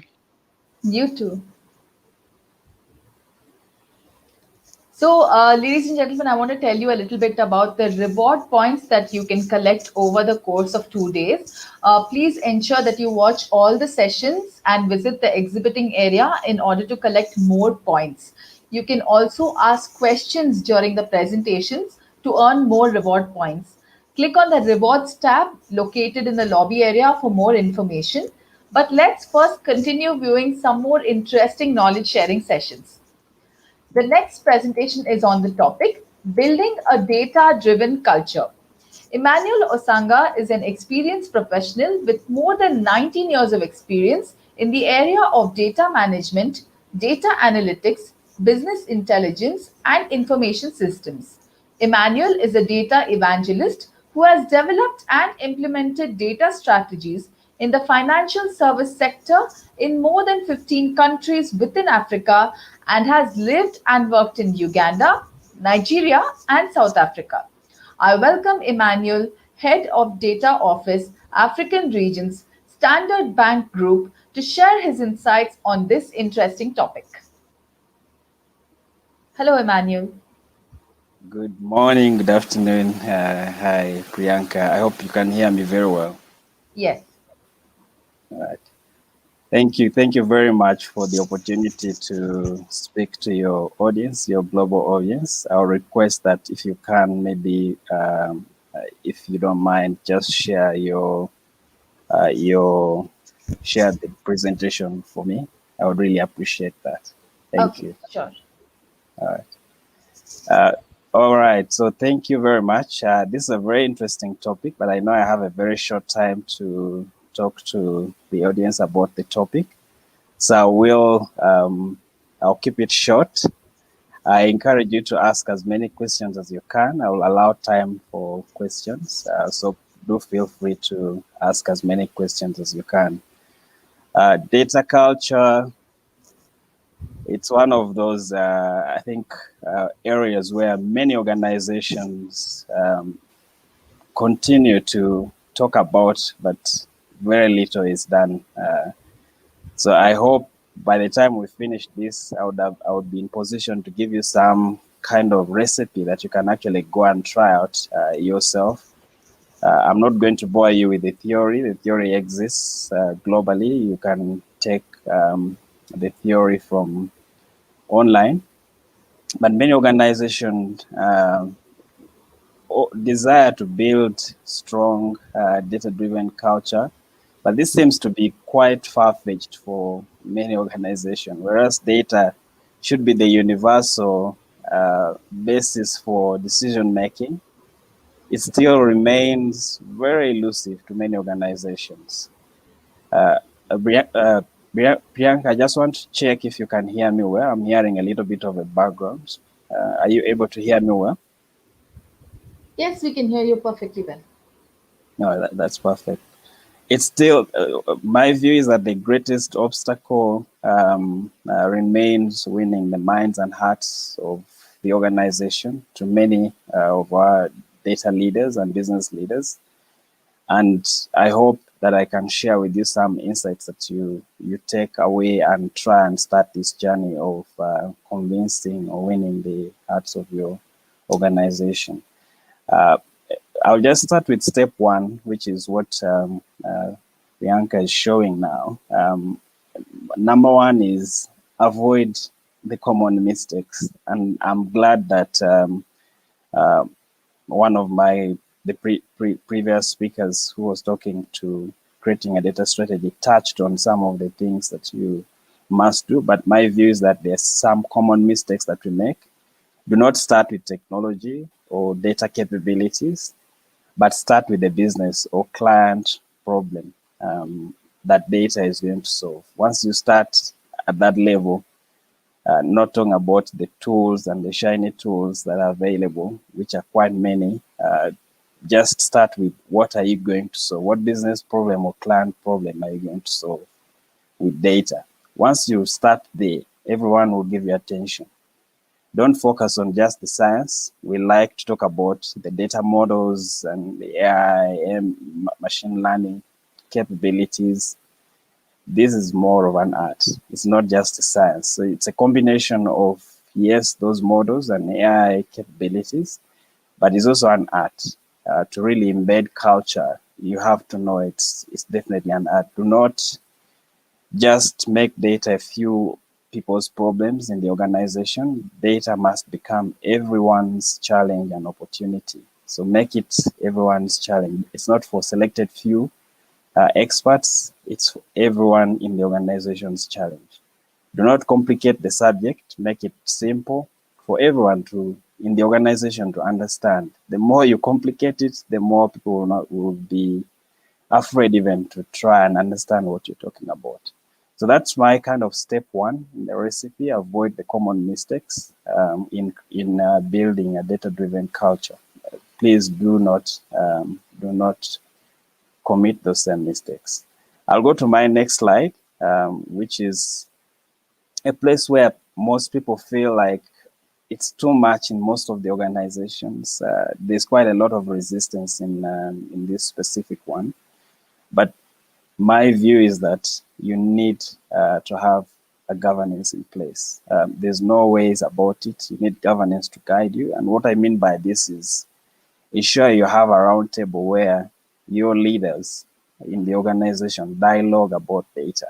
Everything about data, you need that common round table where you can actually talk about some of the initiatives, including the strategy that my colleagues responded. You need a governance forum to drive this capability. Don't waste regulatory pressures or crises, which are quite many. There are a number of data regulations that are coming up now, and use those for your advantage. Take advantage of those regulatory pressures to buy airtime, especially from the skeptics. There will be lots of skeptics in this journey, but use these regulatory pressures and crises to actually buy their airtime. I mean, regulation is like the ticket to the game. You can't, without regulations, as an organization, regulated organization, you won't be licensed if you don't fulfill those regulations. So use that to your advantage. Through these governance forums, ensure that you hold leaders accountable. Ask leaders through these monthly or quarterly governance forums, make sure that your leaders regularly account with appropriate measures and metrics that you want to throw up or put on the table on those discussions. How are we doing on quality? How are we doing on this journey? How are we doing on building the architecture or the strategy? You need to ensure the leaders, key leaders in the organization, are actually accountable. This is a team sport. Definitely, you need to have rules. And again, my predecessor talking about the strategy defined this quite very well. That you need these you need the rules to this game for you to be able to play fair. So these governance forums will actually allow you, help you to ensure that people understand those rules, and you define the rules for the organization through these governance forums. I'll go to the third step in the recipe, which is you need to get executive sponsorship. I don't know how I can emphasize this, but this is what makes or breaks you. Data-driven culture starts from the very top. Make sure you get executive sponsorship to drive this in the organization. There might be a requirement for you to do what I call reverse mentoring or coaching, because some of our executives do not understand this subject. So for you to really get them to cross that line and to lead and champion, to be the strong voice, you probably need to do a lot of coaching and mentoring to your executives, constantly engaging at all levels with the entire organization as well, through their help and assistance. Leading, always remember that you lead with business strategy. And when you lead with business strategy, you win the souls and hearts of most executives. As long as what you're talking about is aligned to where he wants to take the organization, I can tell you will make data priority, because you're addressing, you're enabling him to move the organization to a specific direction where the organization needs to go at that moment. So definitely, by ensuring that you lead with the business strategy in this conversation with your sponsors or identified sponsors, they will make data their priority. As a data evangelist or data leader, you have not achieved anything until the souls are won. So you need to win as many souls as you can in the organization. Your key executives, it's a very deliberate effort, some like a life mission for you to ensure that indeed you win their hearts in this subject area for them to be able to sponsor and talk about it. For me, the measure of success is when my executives who are non-data leaders can actually talk and sell the vision on my behalf. If I get to that level, I feel that I've discipled them enough to actually be able to lead the change and transformation in the organization. So executive sponsorship, that's step number 3, will either cause the cake to rise or the cake will just collapse. So do make sure that you have executive sponsorship. Those who are going to buy the dinner should be the ones talking. I think the mistake we make sometimes is that you think because this is so important in your mind, you can just order your parents around, say, I want to have this for dinner. They call the shots because they are buying the dinner. So you need to make sure that you actually convince them that they enjoy that pizza dinner for them to be able to buy that specific meal that you're looking for. So really, really convincing your executive is important. My 4th step is for you to be successful, you need to create a common language. I can't overemphasize this. And if you're saying that data is the new universal language for this digital revolution, then everybody must understand it and learn it by heart. If they don't learn it, they will not be able to serve the client. So look at it this way. Most of our clients with this digital revolution, the only way they actually communicate or talk to us is through data, or what you'd call digits. For you, if you don't understand that language, how will you be able to understand what that client is actually demanding for? So for us to be able to be successful in this digital economy, we definitely must learn and master this language. And everyone in the organization must know this by heart. Imagine a client comes and the client is speaking Swahili, but the only language you know is English. How are you going to be able to serve that client? So it's very important for us to know this language and make sure that you create the common terms that you want. Remember, when you are learning a language, you start by, for instance, know how to greet, then you go to the next step. So you have to progressively actually create this common language. Create and drive a simple data literacy program, which we've done quite successfully for everyone. And this is really making sure that we have that common terms that everyone needs to know, the basic stuff about data, and creating this and driving this for your entire organization will go a long way in people actually mastering and learning this language. Beyond that, you need to continue to reskill because it's a new thing. You need to reskill, upskill, and most importantly, share knowledge. Create platforms where you can actually share knowledge appropriately across the organization. Remove the silo mentality. This is a game of collaboration, because you want the entire organization involved in this game or in this journey.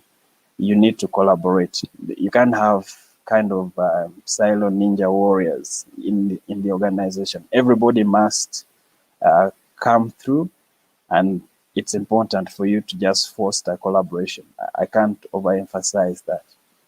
Then lastly, having done all those, which is where everyone kind of, what excites everyone, do ensure that, and this is I'll give you some practical way of doing this.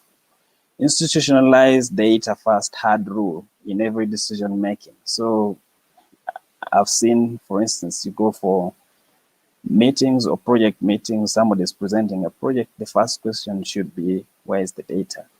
Where is the data that is supporting this decision? If it's not there, that the decision cannot be made until you have that data set. To make this simple and make this possible to the organization, do quantify the uncertainty. You're not going to get it 100%. One of my leaders said the enemy of success is perfection. Trying to get everything perfect for you to be able to use, you're not going to get there. You need to actually understand what the level of uncertainty on the insights or data that you have, and accept that there is no absolute certainty, even with what you currently have. Utilize that, but quantify the level of uncertainty. Once you do that, if it is 70% confidence level, everyone knows it's 70%, and they're able to use it with that confidence. Get into the habit of explaining analytical choices or scenarios. There will be different options because this is a science. When you generate the insights, there will be assumptions that you have to make in generating these insights. Make those clear and let people understand that the reason why you actually took that choice. And then lastly, fix the basic data access issues. I think this is what trips many. You want a data-driven decision, but people don't have access to the data. So make it accessible and democratize access within your corporation. So those, ladies and gentlemen, are my quick, what I would call recipe, which you can try starting from the very top, which is avoiding the common mistakes, to the level where you actually drive you drive a data-led decision making in the organization. It's something for you to test and try. Hopefully you can try. This has been very successful where we've tried, and I'm sure you can try this out. Again, for each of these steps, there's quite a lot that we can do. They're a topic on it in themselves, and there's quite a lot that we can actually discuss in terms of the different steps that I've defined here. I'll pack it there and maybe allow for questions. I did say I would allow you time to ask some questions. So this is the time for you to ask questions if there are any questions. Thank you very much. Over to you. Thank you, Emmanuel. That was a very interesting presentation, very short, but very, very good and strong points. So thank you so much for sharing that with the audience. Audience, I would encourage you to ask questions because every question you ask, you earn reward points. So do keep in mind. And also it's a great way to learn more. No, I think we have one question from Yes, Maritza. Yes. yeah. So what are the key data KPIs that will speak to their hearts?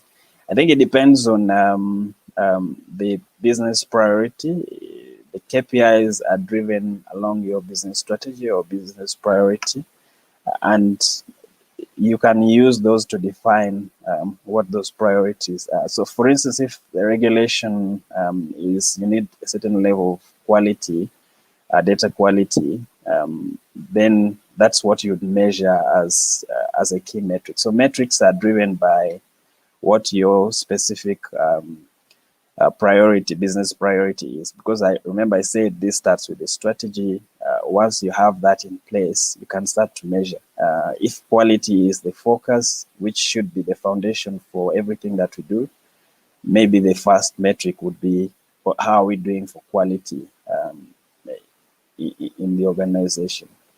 So yeah, it depends really on the what you want to focus on as an organization, to be honest. So I can't define specific KPIs for you, but it has to be driven by what your priority is as an organization at that stage. We do have another question, I think. There's a question from Patrick saying, hello, would you recommend top organization leaders to take short courses on data to make data governance a seamless process? Yes, this is very important. And you can have very specific tailor-made courses within your organization.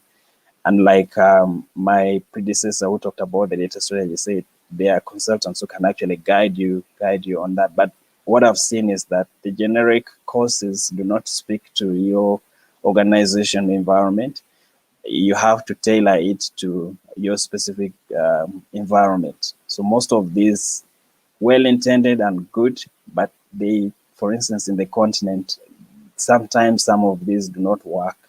So you need to tailor it to our environment. You need to look at your leaders and tailor these specific courses. But there are a number of courses there or material that's available online that you could take and customize for your specific needs.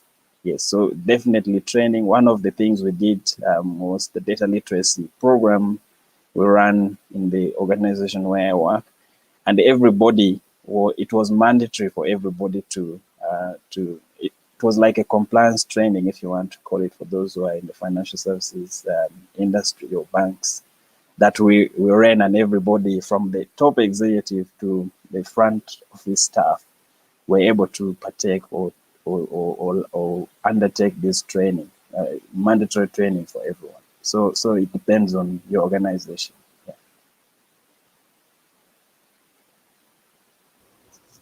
Okay, thank you so much, Emmanuel. Thank you so much for answering those questions and for participating as a speaker.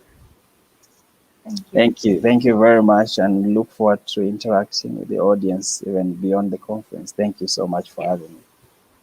Thank you. The next presentation is by Krishma Singla, the head of Global Data and Analytics HSBC. But unfortunately, this has been cancelled due to some unforeseen circumstances. We will thus have the 30-minute networking session now. There are a lot of interesting technologies and solutions that you can explore. Click on Exhibition Hall and click on the booth that you would like to visit. You can even chat and video chat with representatives who are present in the booth. Remember, the more you interact, the more points you will get. Click on the rewards tab to learn more. This is also a wonderful opportunity for you to network with other experts. Don't forget to click on Conference Hall to view the sessions after the networking session. If you're going to grab a coffee or maybe something to eat, please ensure you do not close your window as this will log you out. Have a good time and see you in half an hour.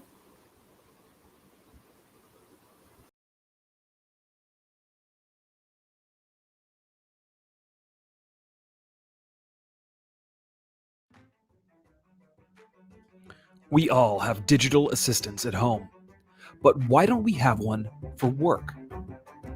Introducing the Automation Anywhere Robotic Interface, ARI. Now it's easier for every employee to trigger and interact with all the bots in your enterprise. It's your digital assistant at work. So, what can you do with ARI? Simplify everyday tasks like reporting and staying on top of urgent requests.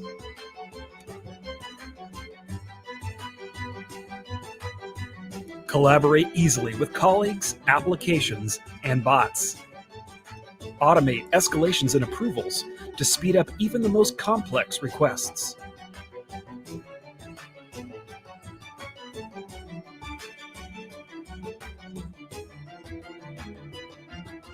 And increase customer satisfaction with improved handle times and faster call resolution.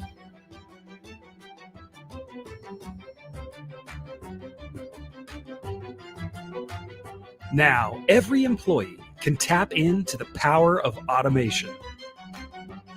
ARI leverages your secure and always-on RPA bots for unprecedented scale in intelligent automation. ARI is currently available on the web, on mobile, desktop, and coming soon to voice.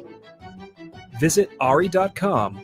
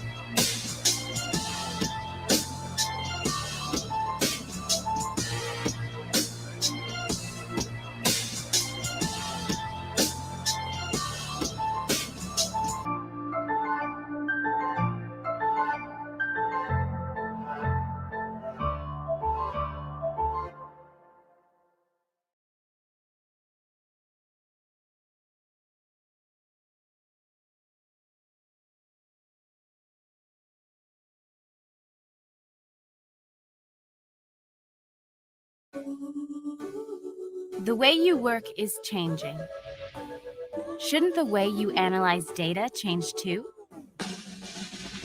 Imagine you could perform business and predictive analytics and create essential visualizations to enable real, data-driven decision-making.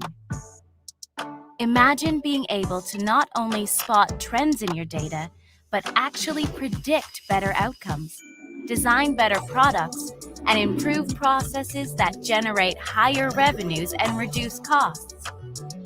All from the comfort of your home or office, while collaborating with teams around the world. You can do that and more with Minitab statistical software, now on the cloud.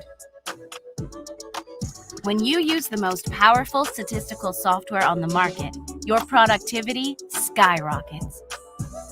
Unlock the power of data analysis and deliver true business intelligence anywhere. Easily run statistical tests, predictive modeling, and create smart visualizations for management-ready reports that you can share at lightning speed. You don't need to be a statistician or data scientist. Our intuitive interface uses clicks, not code, so you can easily complete your data analysis and create vital visualizations. Simply log in, run your analysis, save all files to OneDrive or Google Docs, and share with one click. Your solution for better decision-making and faster performance made easier than ever, and now available from anywhere. Don't just see your data, act on it. With Minitab statistical software. Begin your free trial today. Discover, predict, achieve, transform. With Minitab.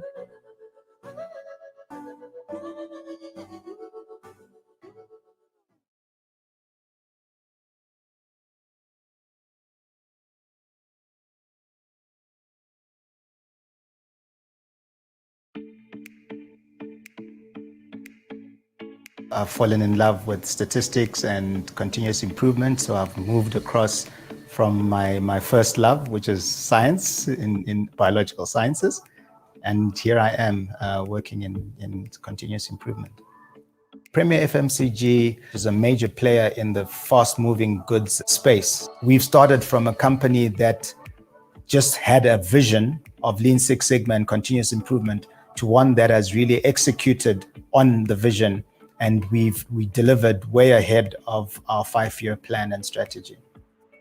Minitab and Minitab Companion are the core of what we do in terms of driving execution decisions and also driving project tracking. We use Minitab to analyze our data. We use it to scope projects. We use it for a whole lot of decision related kind of input. Companion is a gem. It's beautiful for us. It works so perfectly. We have all our projects on one space, one platform. The whole business can see the projects. Everybody can see how we're tracking. If there's a good idea that's sitting in Minitab Companion and you can replicate it at your location, why not? And it's that visibility that has driven the culture throughout the business. Everybody owns their own projects. Everybody is engaged with the system, and it helps take away a lot of pressure from the continuous improvement team to drive projects at every location. We worked out a whole process, a value stream, just to find out where are we creating these inconsistencies and imbalances in the process.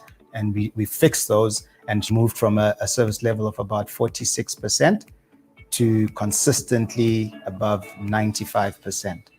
We also worked on the recipe formulation to pick the one that works best for us. And that change saved the company quite a few million rand, which is a couple of $100,000 US. So that was a really good project. The mandate at the time was really to deploy Lean Six Sigma and use it as a business transformation platform to improve our processes, take out waste, and grow the business as much as possible. It is totally a corporate culture for us. It is what we do as a business together.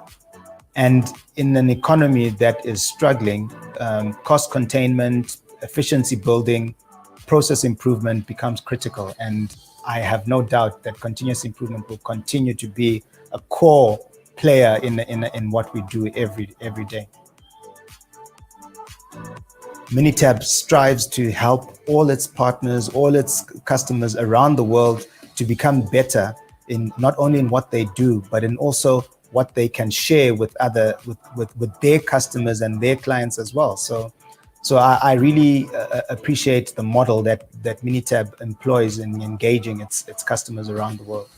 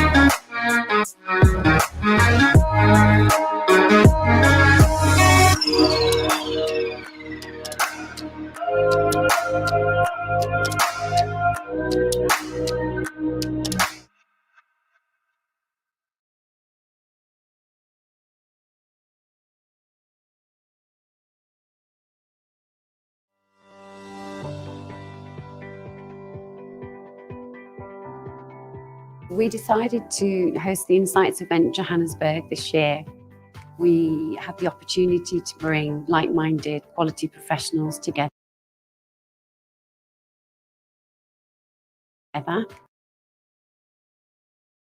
where they can discuss and hopefully solve some of their day-to-day business challenges that they face. I needed to come in and see what's the latest, what has been happening with regards to Minitab. There's so many tools, so that things have been upgraded. So I can't wait to get my hands on the new Minitab 19. Listening to a case study, it actually gives you a bit more motivation and a bit more confidence around the methodology of Lean Six Sigma, and that it's actually real and applicable. Minitab has a great platform that we can share as companies in South Africa and grow the knowledge of continuous improvement. I was most excited to attend the event to hear what is new in Minitab 19, which was just released shortly, also Companion, and obviously to meet the customers.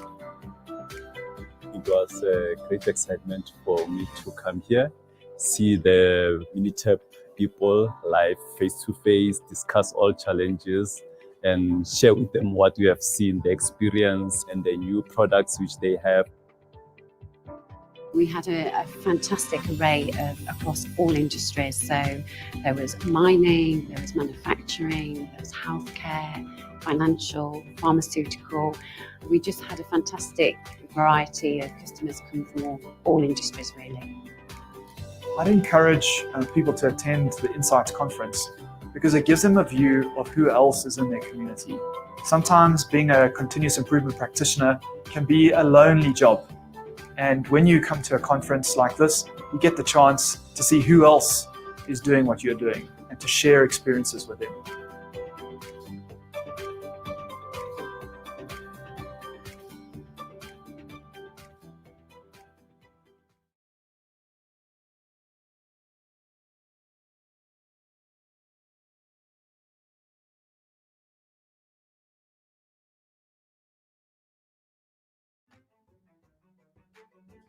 We all have digital assistants at home, but why don't we have one for work?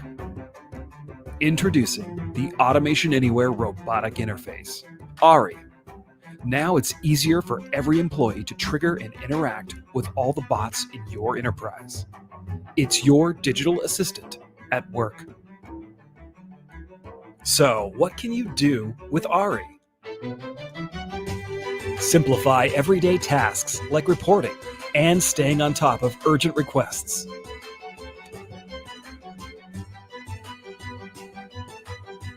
Collaborate easily with colleagues, applications, and bots. Automate escalations and approvals to speed up even the most complex requests.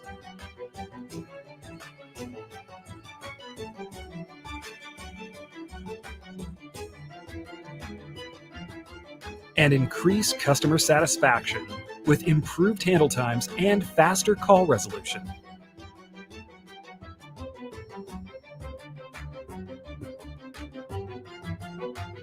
Now, every employee can tap into the power of automation. Ari leverages your secure and always-on RPA bots for unprecedented scale in intelligent automation.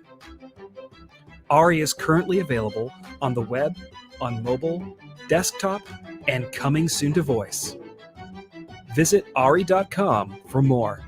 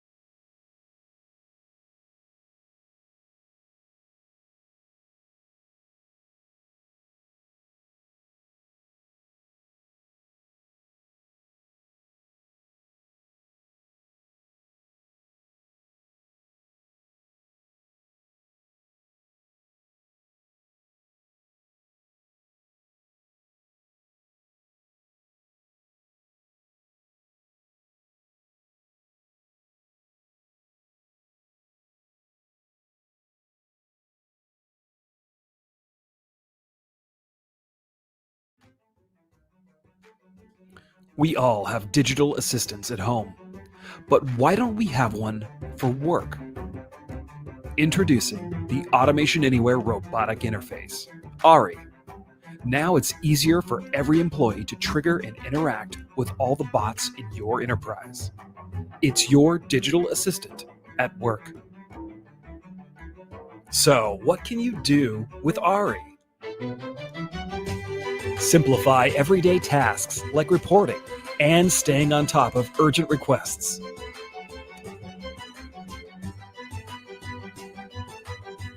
Collaborate easily with colleagues, applications, and bots. Automate escalations and approvals to speed up even the most complex requests.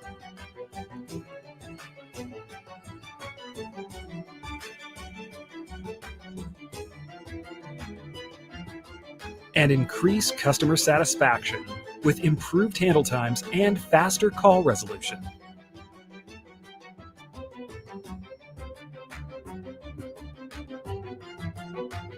Now, every employee can tap into the power of automation.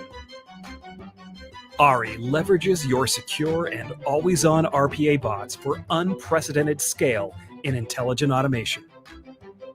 ARI is currently available on the web, on mobile, desktop, and coming soon to voice.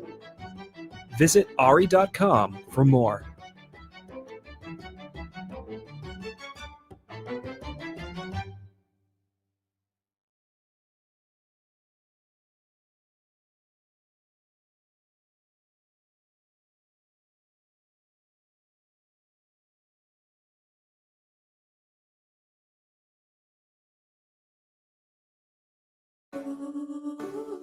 The way you work is changing. Shouldn't the way you analyze data change too? Imagine you could perform business and predictive analytics and create essential visualizations to enable real, data-driven decision-making. Imagine being able to not only spot trends in your data, but actually predict better outcomes, design better products, and improve processes that generate higher revenues and reduce costs. All from the comfort of your home or office, while collaborating with teams around the world. You can do that and more with Minitab statistical software, now on the cloud. When you use the most powerful statistical software on the market, your productivity skyrockets. Unlock the power of data analysis and deliver true business intelligence anywhere. Easily run statistical tests, predictive modeling, and create smart visualizations for management-ready reports that you can share at lightning speed. You don't need to be a statistician or data scientist. Our intuitive interface uses clicks, not code, so you can easily complete your data analysis and create vital visualizations. Simply log in, run your analysis, save all files to OneDrive or Google Docs, and share with one click. Your solution for better decision-making and faster performance made easier than ever. And now available from anywhere. Don't just see your data, act on it. With Minitab statistical software. Begin your free trial today. Discover, predict, achieve, transform. With Minitab.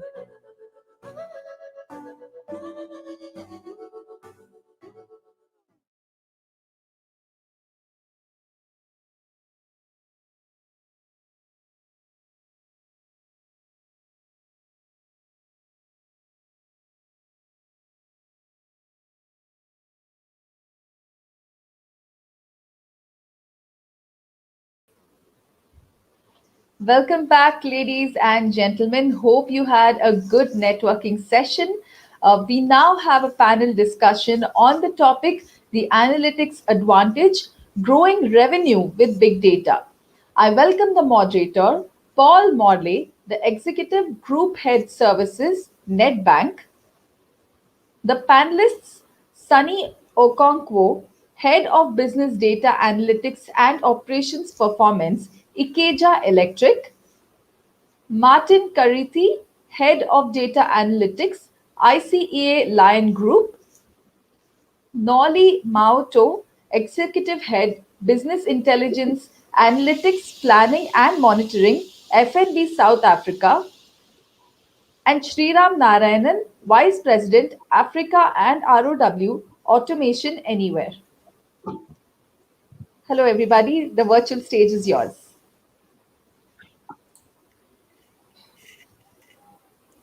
Paul, we cannot hear you.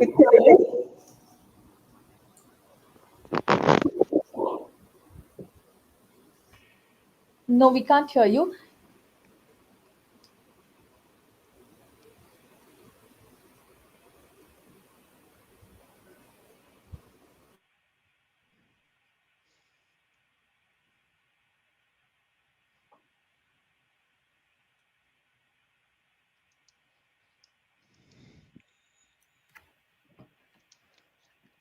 Paul, we can't still hear you.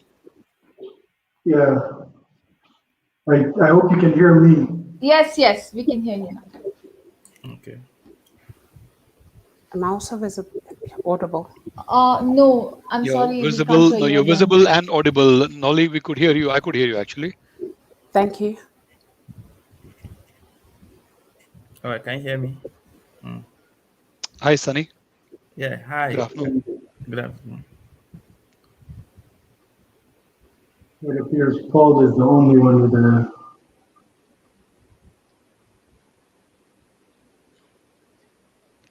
Paul, do you want to check your microphone, perhaps? Maybe that's what's causing issues. Paul, I'm sharing the link on the WhatsApp. Please join from there directly from your phone, please.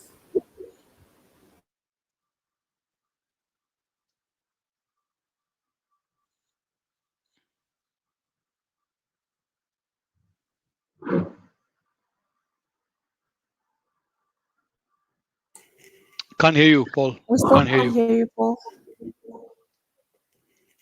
Paul, you can just use your phone to log in. I've sent you the link. You can open your WhatsApp.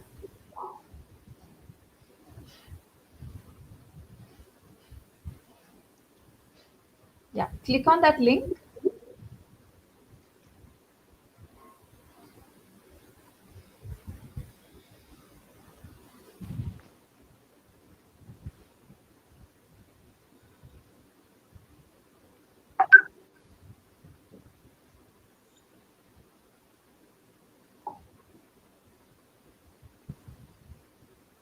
Ladies and gentlemen, just give us about 30 seconds, please.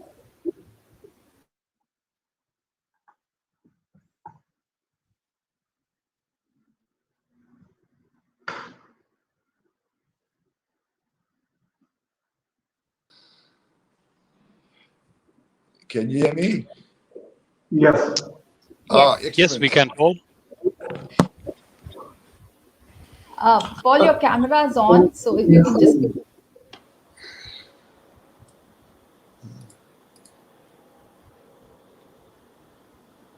My camera's on. Yeah, your camera on your mobile is on. Yes, perfect, perfect. Yeah, thank you. Good morning, everyone. Hope everybody's having a great Bytes 21. Not sure. Sorry for the delay. It seemed like there was a bit of an issue in the background. So I'm going to kick off today. We're going to be talking about some value analytics and value and how we can get it from big data. And thank you for the panelists to joining us, and hopefully we can have a great discussion and get some insights on how you do it and your views. So let's crack on. Right, the one thing I want to just talk to everybody here about is this whole thing about big data and hype. Is this just hype, or is this something real that we can use? I mean, and the reason why I'm asking this question is a number of surveys and the industry is spending huge amounts of money and finance on analytics in the order of around $10 billion every year. So, and that's globally. But we only see around 14% of these companies that spend this money are actually getting value out of the big data analytics, which is quite surprising. And there's quite a big gap between what we spend and how we drive. And I would like to get Sunny. Maybe I'm going to aim this question at you. What's your view on this? Is this just overplayed? Is this just technology for the sake of technology? And what's your view and in this space? Okay. Afternoon, everyone. Basically, I understand when people say big data is a big hype, is a hype, and all that, and that's actually because there's a way the media played around it, and how the question has always been: has big data been effective? Is it just the noise? You just hype it because of technology, or you just want to exaggerate the effectiveness, in business? But no, big data is not a hype.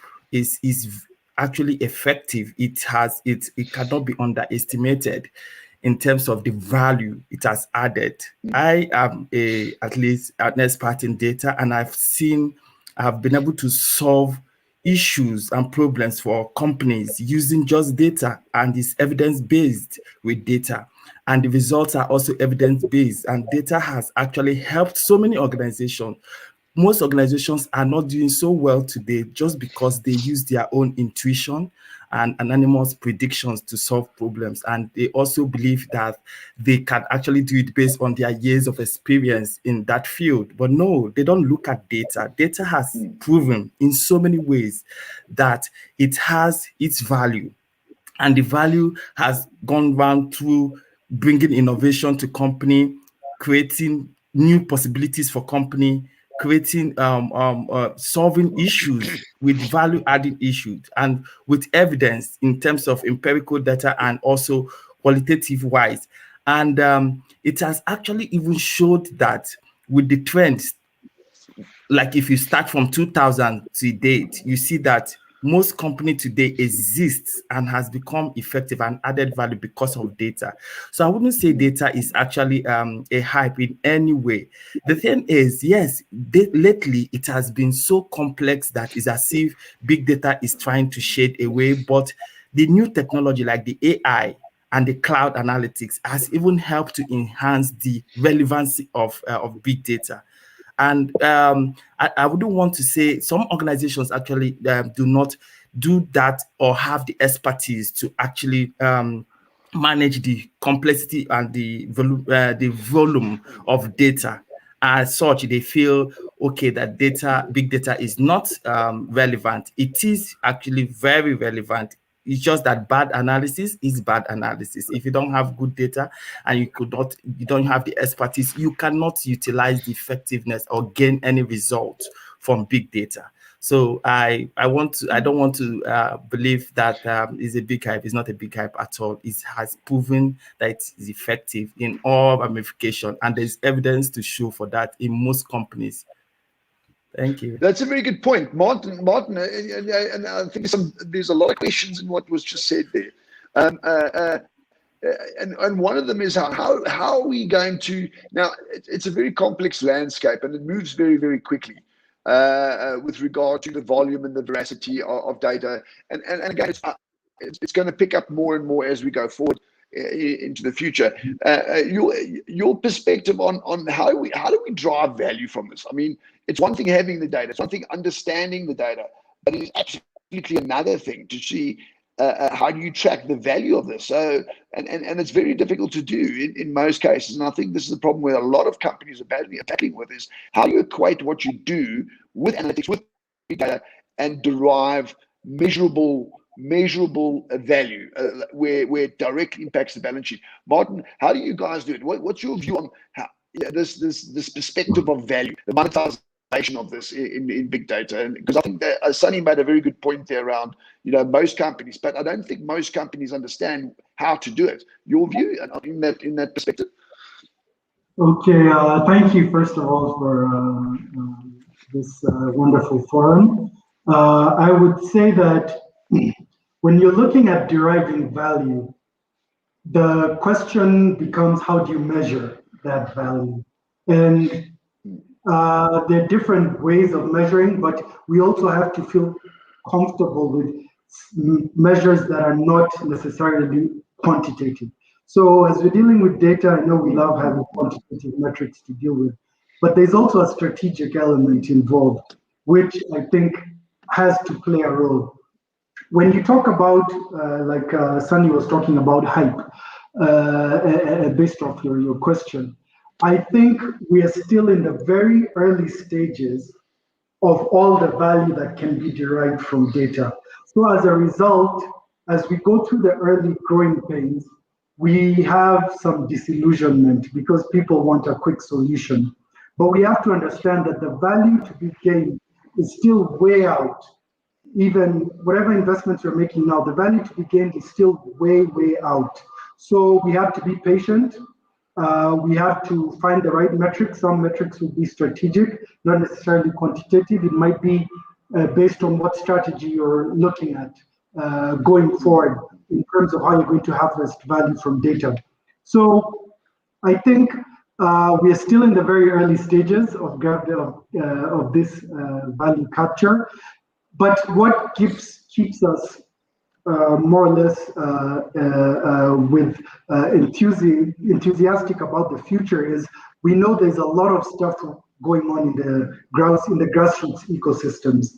So in the grassroots ecosystems, they're building up quite a few tools that will help with gathering a lot of value from big data. So for example, if you look at the smart contracts ecosystem, it's still very small, but it's building up and it promises a lot. So the question is, how can we structure our data to take advantage of these new automated services that are collecting more data and structuring it in a way that allows us to either transact or run some kind of analysis on it? So we're still in the early stages. I think we're still in the early innings, and I understand any type of people. I understand people being incredulous about the value that has been gained because they probably don't see it yet. But I think having a strong roadmap and a strong strategic roadmap is key towards actually jumping the first hump of capturing the initial value and focusing on the long-term value that can be captured. I think you're spot on this. And I think, from what I'm taking from what you're saying is if you're going to embark on a journey around big data, you really need a solid foundation, understanding of data, where your data is and your purpose, and obviously underpinned by strategy. And I think that's a great point. In your mind, and again, there's a lot of transformation projects that fail. I mean, it's in the magnitude of around 82%. And then again, we mentioned cloud. Martin mentioned the cloud components, and there's around a 50% failure rate of transformation initiatives of big data into the cloud. And what is your view on strategy when it comes to that, and how do you underpin that? What do you need to do in a strategy if you're going to embark on a road like this? Because clearly most of these organizations do have a strategy, but they still fail. So not even strategy is the saving grace on this one. And perhaps there's a problem with the strategy. And in your view, what is that from a strategic perspective you need to focus on and inculcate into your strategy to improve your chances of success when you're dealing with big data? Because it's a complex question, and technology moves very quickly. And your view around inculcating the strategy?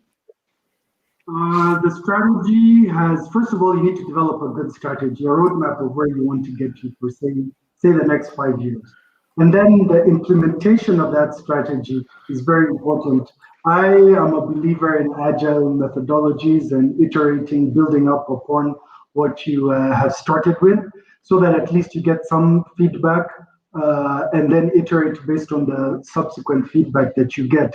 But like I said, start with the strategy, then the implementation of the strategy. I strongly recommend having an agile implementation as you go forward. So, for example, like at ICA, we keep introducing new products. One of the products we've introduced is called SecuDrive. It's a telematics product that actually gives us access to big data because it's pinging from multiple different cars, location in 3 seconds. So we have to manage all this data. But from a strategic perspective, we know that long term, having this information will allow us to better serve our customers, reward those who are great drivers, and at least have a better view of the risk management process. However, this doesn't happen overnight. It takes a long time to get to there. As you build up your number of vehicle hours in your database and more people use the application. So from a strategic perspective, we know this is our North Star. This is where we're trying to go. But from an implementation perspective, we are breaking it down into manageable goals and stages that we hope to get to. So I think that breaking down the strategy into a manageable chunk is something that is really important. And it allows you to course correct as you go along. Thank you, Martin. And Nolly, a similar question. I mean, from your perspective, how would you tackle this problem from a strategic perspective? What do we need to do within our strategy that reinforces and mitigates the failure rates we have in these transformation processes? Your view on how do we tackle this problem? Because clearly there's the massive failure rate. No, agreed, Paul, agreed. Firstly, good morning to everybody. Sorry, just quickly checking the time. So I do agree with Martin and Sandy 100%. So I'm going to take it in the context of FNB because I work at FNB. So what we've gone and actually done is similar to what Martin said, it's not just about talking and creating the strategy, it's about the execution and implementation, which is the most important. So we've actually created a data stream at a first rand level where there is a data lake stroke reservoir that has been created, and all business units are now in the journey of actually migrating all data that exists within the entire first rand and not just only FNB into that data lake. This now has become part of, particularly at a CDO, CDAO and exec level, part of our performance objectives to ensure that every business unit is actually on that journey, so that we also have timelines that we're working towards. This will actually ensure that then it is actually measurable. So you actually are clear on what data assets, what data products that you're actually creating, when you actually have to move those into the reservoir or enterprise data warehouse, what business value each data asset and data product will actually be adding, how it's going to then be consumable by other stakeholders within the bank. So literally we meet on a monthly basis. There's a data exco where all the execs, all the CDAOs actually sit. So we're all accountable with regards to that migration journey. And the timeline that we're working towards is December this year. We actually started this already. It's been a year and a half that we've already started this journey. And that's actually to ensure that we actually have one place where our data sit, clearly is cloud-based. It's a combination of Hadoop and Azure that the data lake is. So we're busy migrating all that data to ensure that there's one point of reference for all first-rand data. Clearly, there'll be metadata. There's the data governance element that's actually then combined into this to ensure that there's metadata, there's data catalogs, et cetera, that everybody's singing off the same hymn. So I think from a CEO perspective, our CEO had the idea that let's create this data warehouse at a first-rand level, but it was then about how do we go about executing it and ensuring that everybody's singing off the same hymn. I'm not going to lie, it hasn't been easy because a lot of our resources, our stakeholders, it's the first time they're doing a project at this scale. So where you thought that a migration will take you like 6 months, literally one phase of it has actually taken us like 9 months. I'm talking about my team. So we broke it down into 4 phases. The first phase, we're like, okay, fine, we'll be able to do it within 3-4 months because we know the data, we know the tables, the schema, what everything looks like. But we're actually on that journey. That's when you actually realize you actually need ab initio skills as an example, of which we didn't have an ab initio skills, and those are scarce resources already in the market. So you have to go and get an ab initio developer to actually be part of the resources within the team. Sorry, I know I'm saying a lot, but I think where I'm going to is the fact that the execution component or the implementation of that strategy most of the times is actually harder than what was envisioned when creating it. And that is why a lot of these type of projects actually failed. Because I think we actually bite off a bit more than we can chew instead of actually breaking it down into manageable components. And then there's also the cost element to this. This project is costing millions and millions of rands. So it's not a simple project to actually implement, but there's also the cost component because of the volumes of data. I mean, we're a bank. On a daily basis, it's millions of rows of data that we actually are producing. And then there's also, we're looking at the papaya side of things, which is going live on the 1st of July. So you're busy doing this project and also making sure that the regulatory components are also in play so that you are actually compliant come the 1st of July. So it's like literally you're busy building the plane while flying it.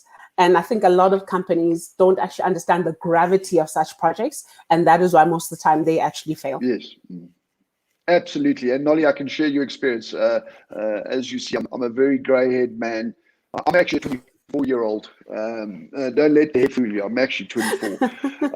But you know, but absolutely. I mean, you've hit the nail on the head here. And you know, going forward, there's some massive problems with the context, and I think people just don't understand data. Okay, and I think that's a big contributor to the problem, because you are right. People budget too much. They think, oh, we're gonna load a few thousand rows, a few million rows.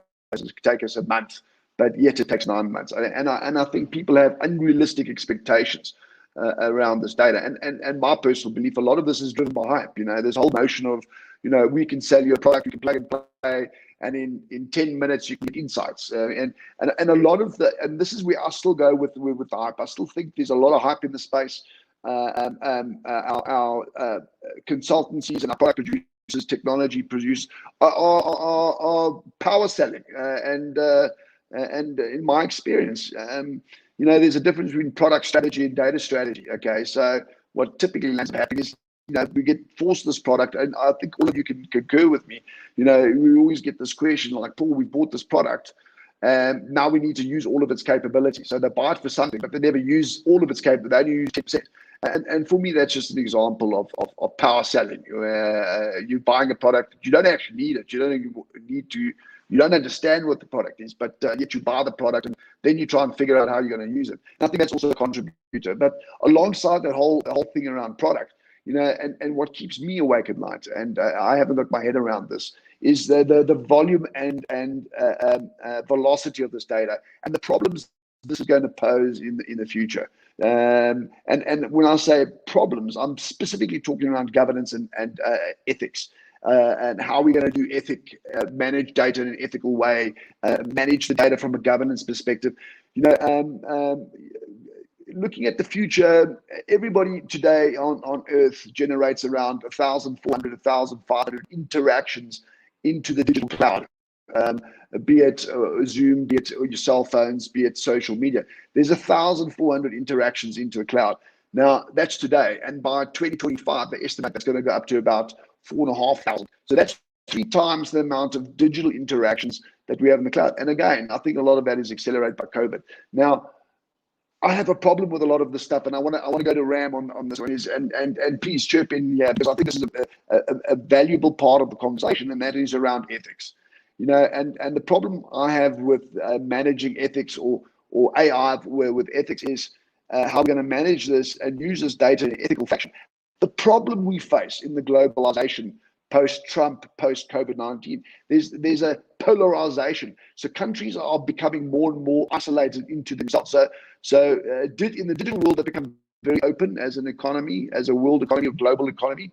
But in the real world, the countries are withdrawing into themselves because people are not traveling anymore, and they're looking at the problem I have, and this is the question I want to pose to Ram, and it's a big question, and I would love each of you to go through and try and answer it, and that is around every country, every civilization, every political group, every social group has the own view on ethics. Okay. So the ethics in China, as an example, or ethics in Australia or Brazil, for that matter, that polarization of a country defines its ethics, and they have different ethics. Now, the challenge I face is how are we going to manage ethics in AI and data in the global context when most people have a different baseline of ethics? Because I'm not sure how they're going to deal with this problem, because what's ethical in one country might not be ethical in another country, and vice versa, between religious views, between political views, geographic views. And I want to follow this question on a little bit later to Ram around automation, but let's just spend some time on ethics. Ram, and for me, given the velocity and volume of data and this challenge around data ethics and how we use it, given what I've just laid down as a context, the polarization of countries, political parties, religious views, and everybody's going to have their own view on ethics. How do we get to a common place around ethics? Because I think there's going to be a massive challenge, because no one's going to agree on a set of ethical questions, if you put it that way, because everybody's got a different view of ethics. So what's your view in that space around the ethical question around how do we use data in this big data world? Sure. Thanks, Paul, and good afternoon to all my colleagues. Paul, you clearly picked the toughest one. You could make out who else has got gray hair.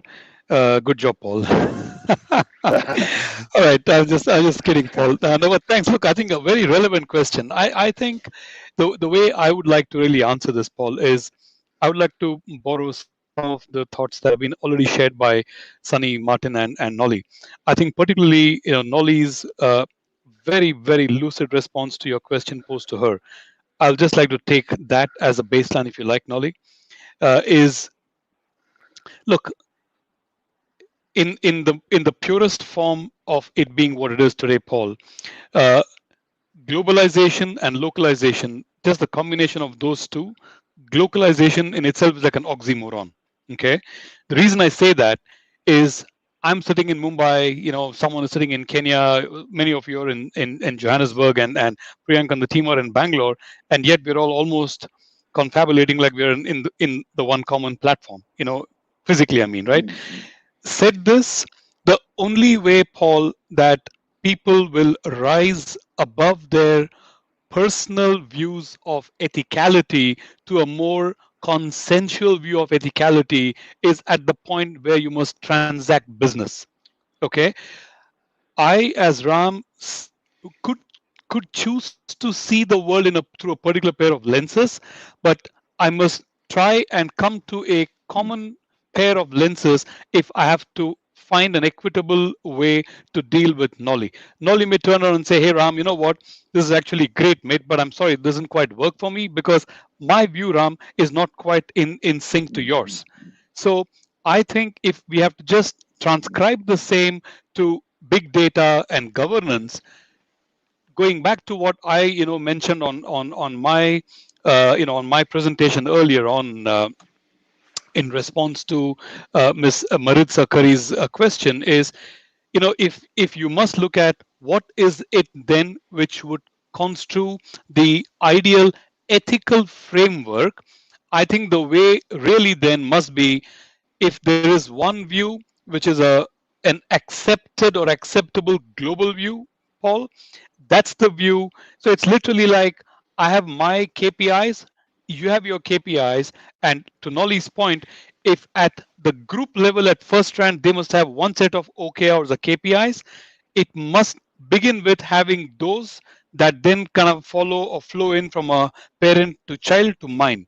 So if I have to do the reverse back into the parent, we have to define a common set of objectives that will define the master set of rules on that framework. And I think that probably will be a starting point, Paul, to having a common set of ethical kind of parameters into which a broader framework can be stitched in. Yeah, and I think that's great, because the challenge we face is the technology and the business need is accelerating faster than we're addressing the ethical question. Sunny, what's your view on that? And it is going to pose a challenge. I mean, this drive for profit, drive for business success, the drive for product coming in from the consultancies and the product houses, and this eternal push on this question around big data. There's not enough discussion around the ethics component here, and the whole ethics conversation is not moving as fast as the technology conversation. Your view on this? I mean, is this a problem? Is this Is this something we can solve? Can it be solved? I mean, let's be honest. My personal view, I'm not sure we'll ever get to the end of this conversation. Yeah, of course, is the conversation is a bit dicey and is dynamic, and everybody people have different perspective to this thing, and you realize that the data governance, data ethics, it depends on which company is working on it, and also their drive, their objective, their strategy, their parameters, their performance objective. You realize that what is happening currently is that why we are having this a breach in terms of data ethics is because most companies, especially the profit-driven ones, try to undermine some of those ethics and try to achieve their focus mainly on whatever it takes for them to achieve their strategy, and or they neglect how this data is to be governed. And so you realize that it's just there's no universal kind of law or protection in terms of data. So as such, most organizations just in a diverse way try to utilize data without even managing some of these things and doing these check and balances in terms of how they go about their strategy and what their objectives have always been. So I always even put it out there in terms of data governance and ethics, that is a problem that has to be solved. It's still an issue. It's still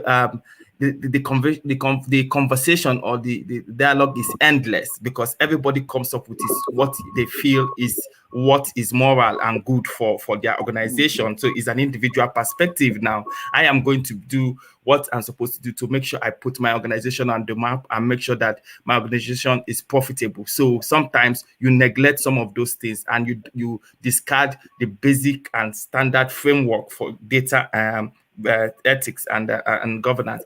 That is why it's a major issue.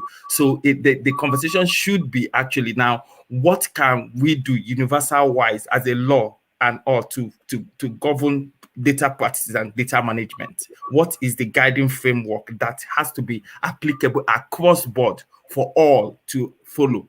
Right? Just like any other thing. That's what the conversation should be now, because in terms of what is going on now and why it has posed a major issue is because each of these companies try to make sure they do it based on their own objective. Just like even Nolly said, she has an objective to achieve. Yes. Every organization, they have an objective to achieve in terms of data parameters and data metrics. But what the major objective should be is, what is this universal standard? What is the framework? What can we use as a means to be a guideline or guiding post to data management? That is what the conversation will be, and that is what I think maybe experts and data experts around the world should come together to come up with those guiding rules. So it will be a standard across, then we can now follow by. Thank you. I agree with you, and again, I'm not sure, and I wouldn't say I'm a pessimist, but I'm a realist, and we can't even agree on some basic stuff like the pollution levels and the rising seas and tides at a global level, and that's an important topic. It's probably a more important topic than data. I'm not saying data is not going to be more important, because I think the effect of data can be broad and far-reaching, but they can't even the global context can't even agree on global warming or the issues of global warming or the issues around how do we solve starvation in Africa and all of those, because I am very, very concerned around the ethical question. I'll tell you why. So one of the issues, and Martin, I want you to get your views on this one. So a lot of people are talking this new age, and especially in the African context, we're starting to hear a lot more, and I'm starting to hear a lot more around this notion called this is the new the information colonial age, where the superpowers of the more developed worlds that are more advanced in AI and data and all of those kind of things are now manipulating this big data, and they're changing the context of this big data in the world, and they're creating sentiment. And we've seen this through a number of ways. I mean, everybody knows the Analytica issue with Trump, and everybody knows the Zuma component when Zuma, all of this fake media going around. The world, the global economy, the Western world now has an advantage, and they can use this big data to the detriment of third world countries. And to such a point, there's a lot of people are now starting to call this the new information colonial age, and these rules and these organizations and companies can now influence the African continent. They can influence countries. They can influence the sentiment. They can influence a lot of things just by this big data. And this is where the ethics comes in for me. Unless Africa as a collective challenges something like this, or for that matter, any third world country, but in the African, we are actually at the whim of a lot of these more advanced countries that have a bigger global agenda than Africa itself. And we've seen it before. We've seen it in South Africa. We've seen it in Nigeria. We've seen it in Kenya. And again, the uprising, the spring uprising in Egypt. I mean, that is all influenced by data and sentiment of big data. And this is where the ethical question comes in. Martin, what's your view on this? Is this a danger for us? Because if we don't answer the ethical question, the entire continent, the worst case scenario is we can be radically influenced through this big data from external parties. Your view? Tough question. That's a very interesting question. Sorry, I hope it's not too noisy here. When I think of different jurisdictions have different sets of rules about how to manage data and how to manage ethics around data. I think going forward, jurisdiction arbitrage will take place where people will kind of go to an area which they feel is ethically sound or do transact over to a jurisdiction where they feel the data governance and ethics around it are optimal for all stakeholders, the users and the companies. We have a risk, like you say, of this kind of countries which are far ahead, establishing the rules of the game, the rules of engagement, which might not necessarily serve the best interests of, say, Africa or other countries that might be other continents that might be a little bit behind in terms of their evolution of data governance. But I think there are a couple of fundamental principles that I think we should all agree on. And those ones should be standard across all jurisdictions. We should agree about private data. Private data should always remain private. That's something that we all agree. We should agree that users should have a transparent view of how their data is being used. So we should all agree that... Martin, I may have to just cut you off on that, but we're running out of time here. So, and I think you made some good points. We have to tackle this thing as a collective. We can't have these things hanging around. I mean, the consequences of this question, if we don't get it right, is huge. Now, I know you mentioned that, and I'd like to get on to Ram, because I've got a very interesting question. I really would like to understand from Nolly, yourself, and Ram. Is there things we can, and again, this is the context of exponential data growth. I mean, in some cases, our data is growing faster than we can put rules down. Well, that's another challenge. And how do we automate this? And what are the issues with automating governance? What are the issues around us dealing with the volume of data? And one of the only ways you can do this is through automation. And how do you automate ethics? How do you automate governance? And your views, is automation the solution to this problem that we might face? Can it be done?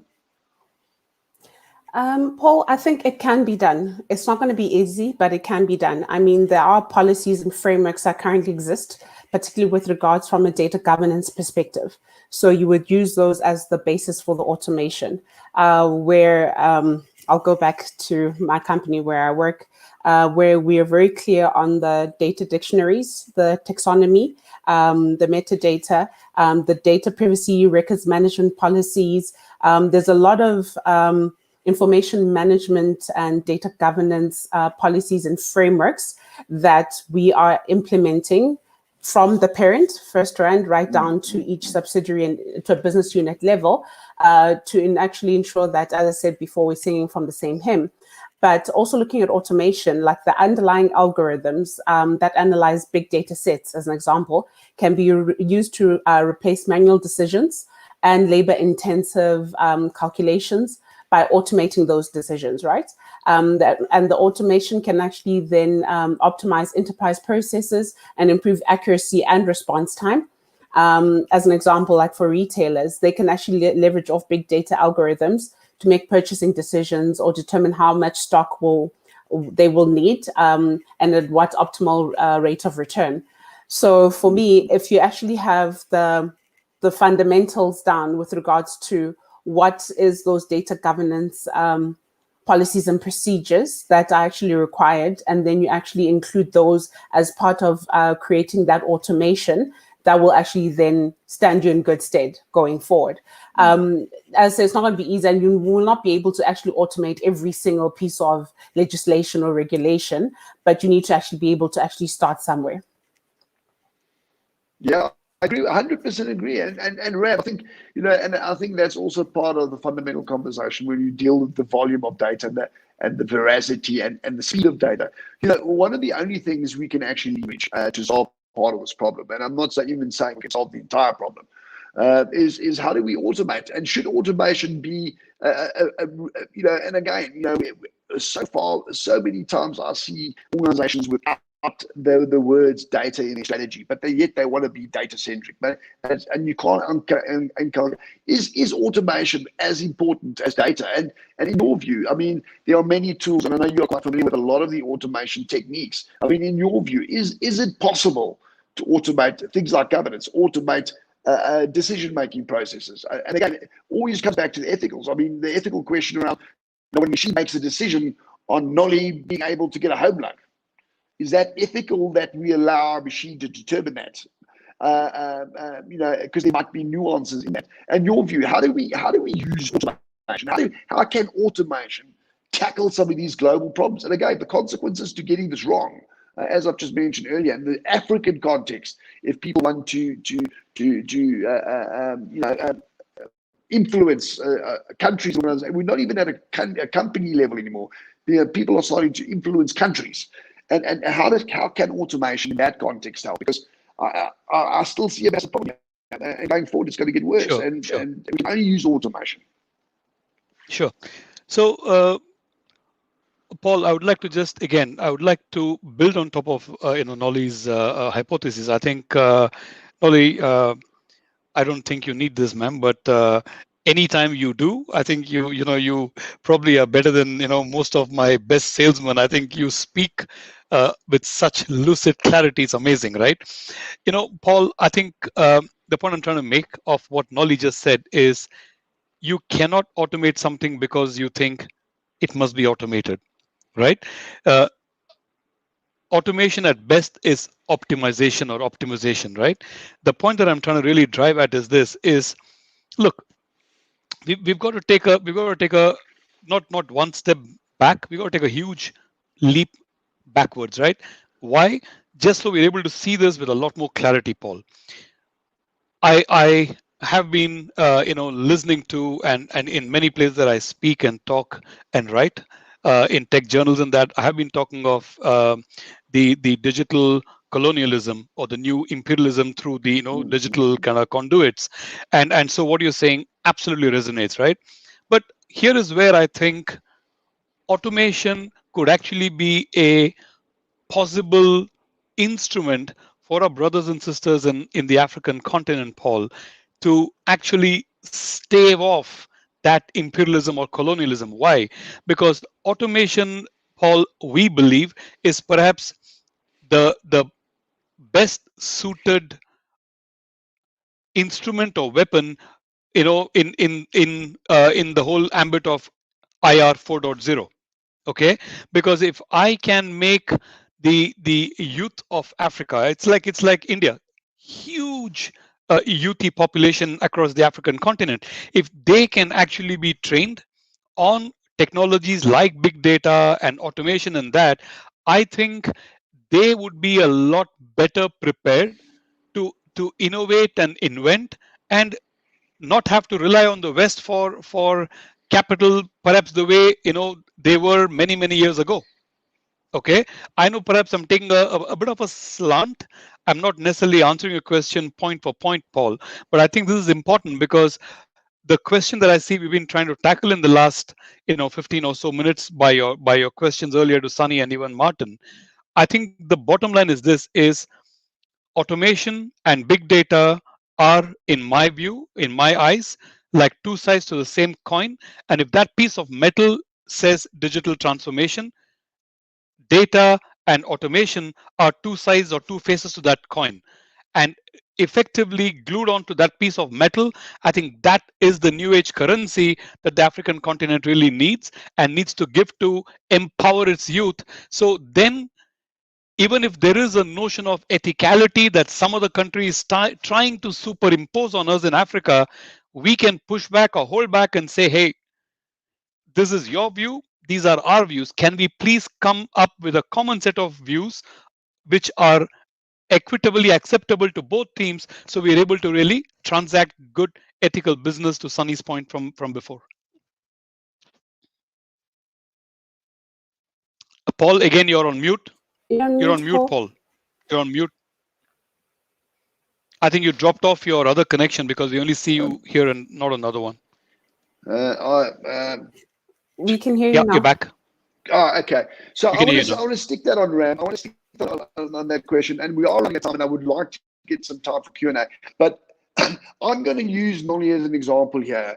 I mean, from your perspective, Nolly has just mentioned a whole bunch of stuff where she is in that role. How can you make automation work for Nolly? So we, Nolly's mentioned a number of things that they're doing at F&B. How can automation assist Nolly in terms of what she's just outlining? Because I do believe automation is a key. I don't believe automation is going to be the only thing, but I do believe we don't spend enough time in the conversation of automation. And how can Nolly's world be changed by automation, given what you just said now over the last 2 or 3 questions? Sure. Very quickly, again, in the interest of time. Thanks, Paul, for that. If we had to engage Nolly and her team, I think the thing that we would really do is, first of all, try and understand how it is that they are doing what they are doing, because automation is not rip and replace. It is not. Automation has got to be woven into the fabric of what Nolly and her team have ongoing today. What does Nolly and her leadership team at FirstRand, the group level, have going? What is it then that's coming out, literally parent-child outward, if it's a federated kind of model coming out into the group opcos or group divisions? Literally, this has got to land into their existing. If I can, again, I'm sorry, ma'am, if I can borrow if I can just read off your hymn sheet, we'll have to ensure that we get on her hymn sheet, so we're all able to read literally off that one common hymn sheet. Automation cannot be done in silo. Automation by Nolly as one of the CDIOs, it must be something that she actually believes can deliver value. And to your point, Paul, thank you for calling it out. I have said otherwise myself. We never make it out as if we are a silver bullet or the panacea. No, we are not. That's the reason I said we are, if recognized, we are albeit one of the key drivers in an organization's digital transformation journey or strategy is a big word, but if you can just break it down, if we can weave it effectively to what Nolly's got going today, I think she'll be very truly well served. Nolly? Yeah. And I think you're spot on. And we could talk about this for hours, ladies and gents. I mean, certainly once we all get a role, I mean, we could spend days having this conversation.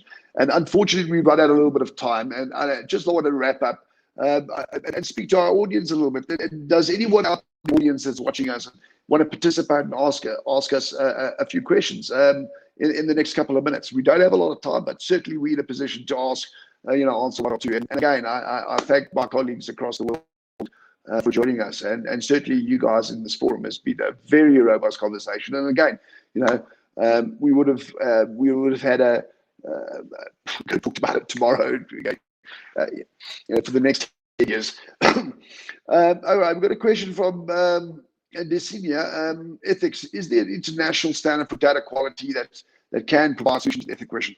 My understanding, and I'm going to open this up to the floor, my understanding is there isn't an international standard for data quality. There's some best practices, I think, is about the best way we can do it. There's the Dharma frame where it talks about best practice management, but I don't necessarily think any one of the current worldwide standards speak specifically to ethics that people can use as a framework. And quickly, I would like one person quickly chime in on that one. Do you have any more volunteers besides myself here? Can I, Paul? Can I take Maritza's question? All right. Sure. Hey Maritza, so Maritza, on a lighter note, if I may, ma'am, I think you're definitely going to, you're a strong contender to win the award for the most number of questions. But no, I think this is a very, very, very good question. Look, I think Maritza, big data is still valid, yes, but I think COVID is driving us to perhaps, get to smaller, more focused data sets. I think you're absolutely right. What is eventually going to happen, Maritza, over time is you will probably end up with a cohabitation of both big data and the smaller, the wide data. And the reason I say that is going back to, again, if I can borrow from Nolly, we recall that she was saying at the group level, they probably are talking of an enterprise-wide data repository. But then if it's coming down into the individual opcos, Maritza, Nolly was telling us that they're doing more data lakes and going kind of a little, if I may say this, Nolly, going a little more insular and going just a little more deep down, like double clicking and focused. And that, to your point, Maritza, is the small wide data. So the combination of these two, I think, may be the way forward. And it's quite alike for automation. A lot of the companies and countries that we were talking to in the last 2 years in Africa, across Africa, suddenly in the last 6 to 9, 10 months have suddenly all wanted to jump more proactively onto the automation bandwagon, simply because COVID is in more ways than one being a bit of a driver to that. So I think what you're saying, Maritza, is definitely going to be the case, ma'am. And just in sort of parting comments, does anybody have any other thoughts? Last chance for a couple of questions. And again, all of us on just moving forward. If anybody wants to continue the conversations, all of us on LinkedIn. Please feel free to hook up with any one of us, and we'll more than welcome. The conversation. I certainly love having these conversations, specifically around the Africa ethics conversation. That's very close to my heart. So if anybody's got any other questions, all of us, from Ram, Nolly, Martin, Sunny, thank you very much for sitting here and chatting to us. I wish we could have had a little bit more time. I really do. And I hope to see you on LinkedIn. And if anybody else wants to continue the conversation, more than happy to take it offline and have a conversation over LinkedIn, and we can join each other as professionals. That's it for me. Thank you very much, guys. Have a lovely day. Thank you very much, everybody. Thank you. Thank you, Paul. Thank you, Paul. Thank you, Sunny, Martin, Nolly, and Sriram. Thank you so much for sharing your insights. It was a very, very insightful discussion, and the audience have definitely enjoyed this. And thank you for sharing your knowledge. Thank you, Priyanka. Thank you, guys. Thank you so much. Bye. So that was indeed a very interesting panel discussion, and I'm sure all of you enjoyed it. And I really hope that this proves to be a good knowledge sharing conference. We now have a presentation by Bhavesh Talesara. He's the Principal Information and Data Architect from Sasol. Bhavesh is an experienced data and analytics professional from South Africa. His specialty is petrochemicals and the food industry, where he has been able to provide data solutions at strategic, tactical, and operational levels. He is currently the Principal Information and Data Architect at Sasol. His previous experience is the implementation of analytics platform and creation of data assets for BI, reporting and dashboard, and advanced analytics. I welcome Bhavesh to present the topic, leveraging business intelligence to improve business operations. Hello, Bhavesh. Hi, Priyanka. Thank you. Thanks for the nice introduction. Really appreciate that. And thank you for this platform to share my knowledge and experience in terms of building data sets in BI platform. So let me start. I know that you guys are running late.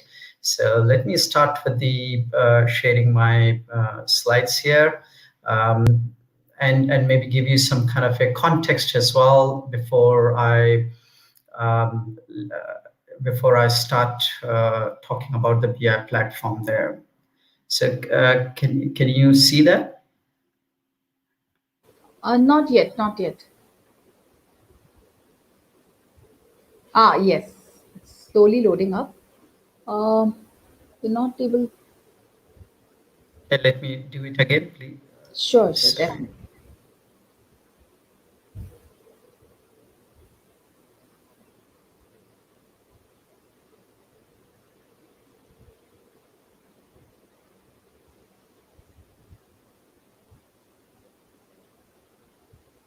Can you see the screen now? Not yet, Bhavish. Shall I share the screen? Can you see my screen now? Yes, perfect. Yes. Thank you. Thanks for confirming that. So we've talked about the, since morning, I see there's a lot of discussions going around big data. How do you leverage big data and the challenges associated with big data?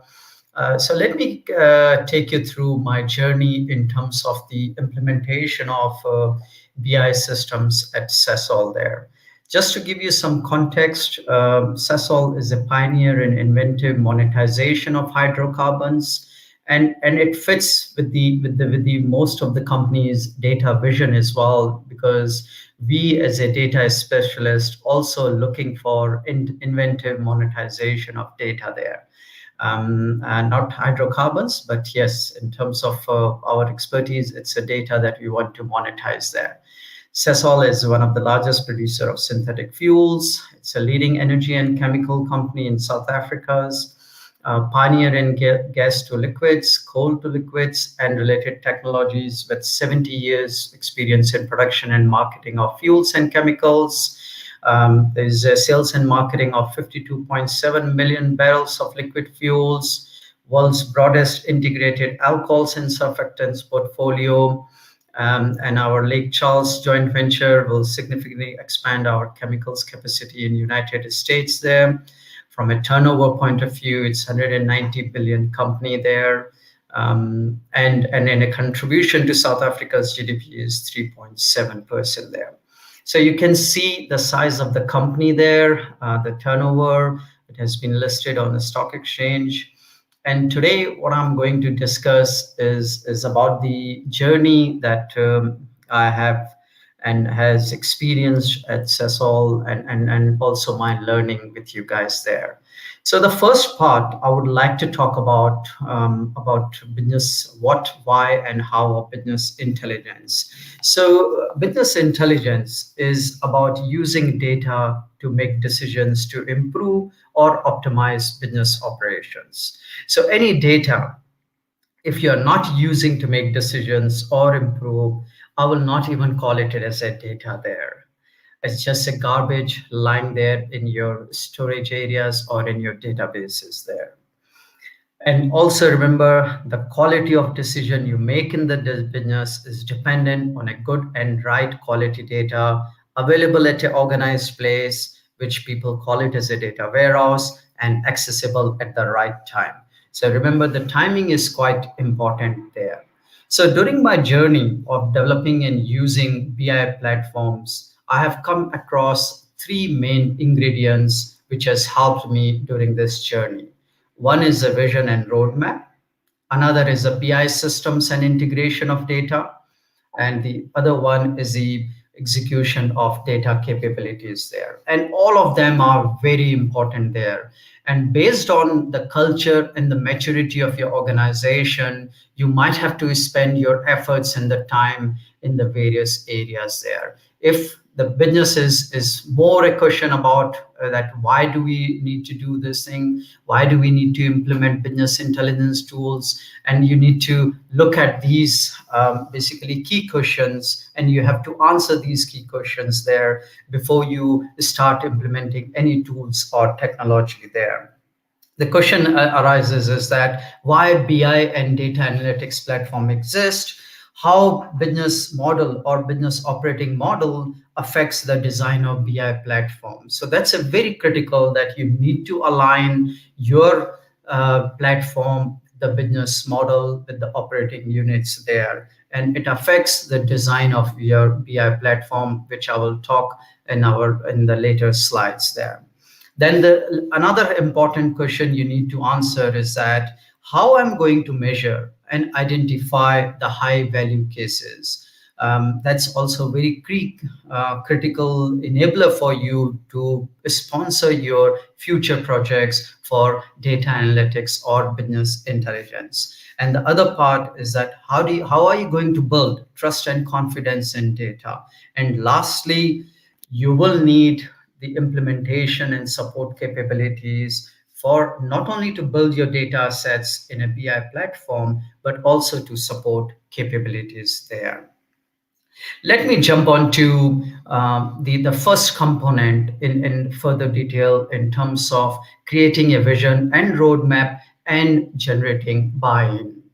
So you can have a statement that yes, as a CDO, I want to integrate data across the platform to enable decision making there. So the first component, the role of a CDO or a chief data analytics officer is to define the vision, purpose, and roadmap of BI journey, which set the picture or context for BI.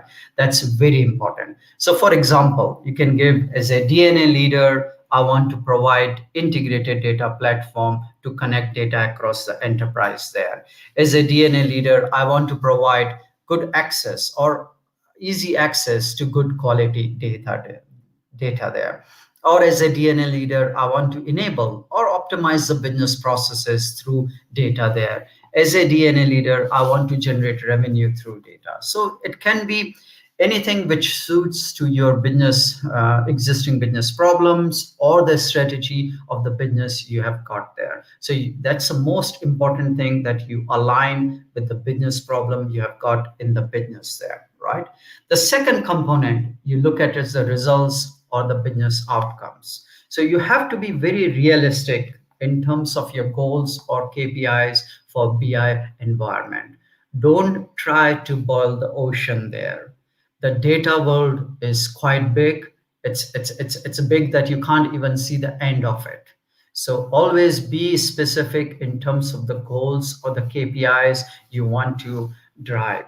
So for example, you may set up like, I want to integrate or connect 80% of my supply chain data into an integrated platform with easy access. Or you may say that I want to increase the usage of my existing data set by 50%. Or I want to increase the quality of data by a certain percentage in BI platform there. So be specific, put some kind of a timeline around it, and then talk around those specific goals. And you can even have a generic one, like I just want to increase the efficiency and effectiveness of business processes by a certain percentage there. Or if you are in a more customer facing environment, you may just say that I want to increase revenue through enablement of the data there. And the next component comes, how should we act? So in terms of how should we act, you need to look at the design of your BI platform there. You need to look at the type of sources, the type of data, and the priority should be in terms of your present or current business problems you are facing in the business. Don't try to have quite a long-term view. It is good to have that view, but to gather their confidence and the trust, focus and identify a specific business problem there. And then it leads to your how to generate buy-in from your stakeholders, and that's where your stakeholder mapping plays a very important thing. Stakeholders are very important, and they can influence the design and delivery of your BI platform or data projects. And stakeholder segmentation can be done based on their importance and influencing power there. So remember the influencing power, because that's a very important aspect of that stakeholder management there. And lastly, in terms of the actions, you need to look at your execution or implementation recipe. For example, you may formulate a project team consist of data architects and data engineers and representatives from the business or SMEs. And always remember, maybe the two things that I have kept in mind while putting up these teams is one is the evolutionary design mindset.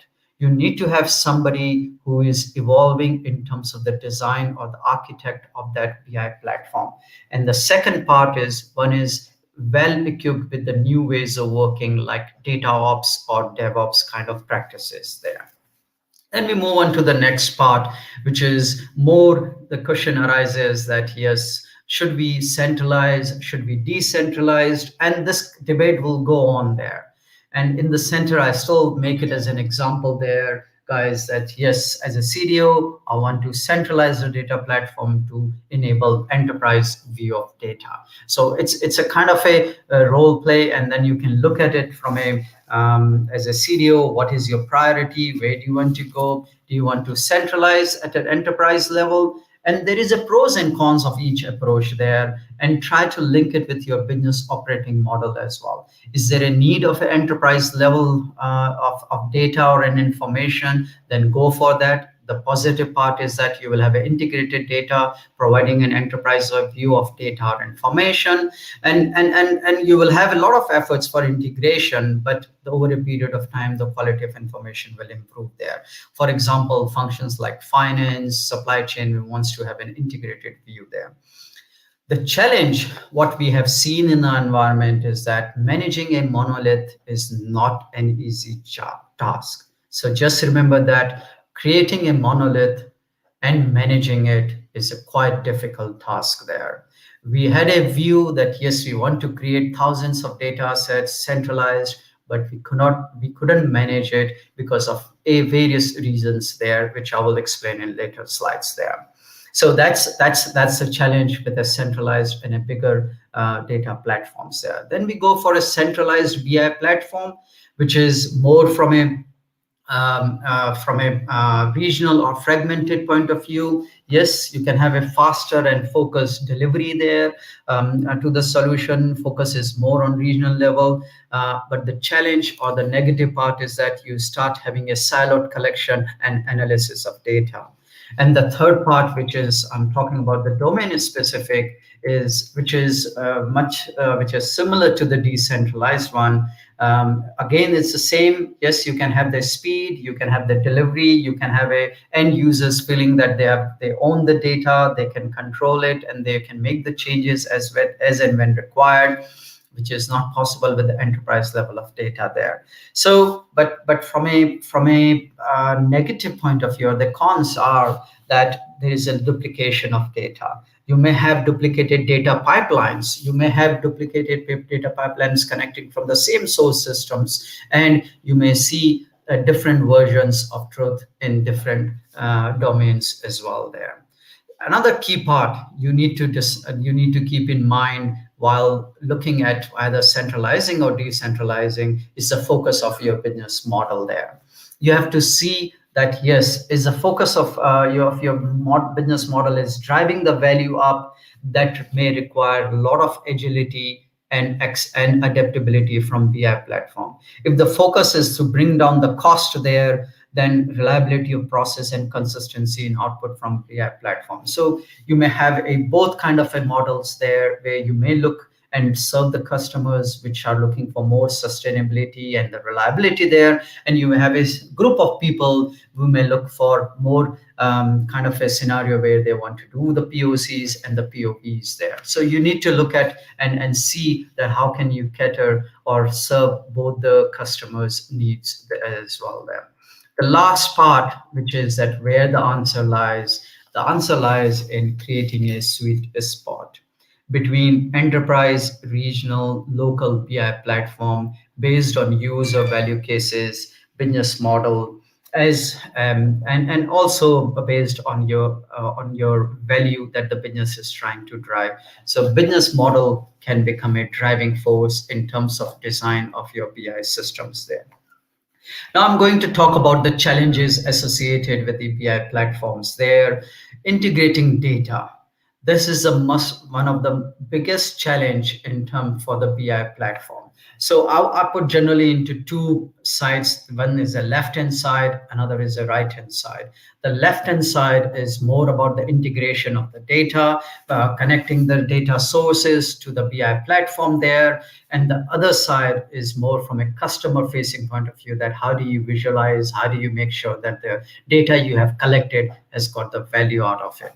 So the first component, purpose of data acquisition. So here, always remember, don't try to connect or link with each and every data sources there.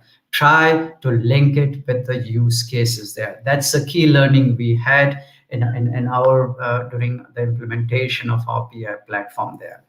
Another is the biggest challenge is that, as I said, data acquisition, we spend a lot of time in terms of acquiring the data there.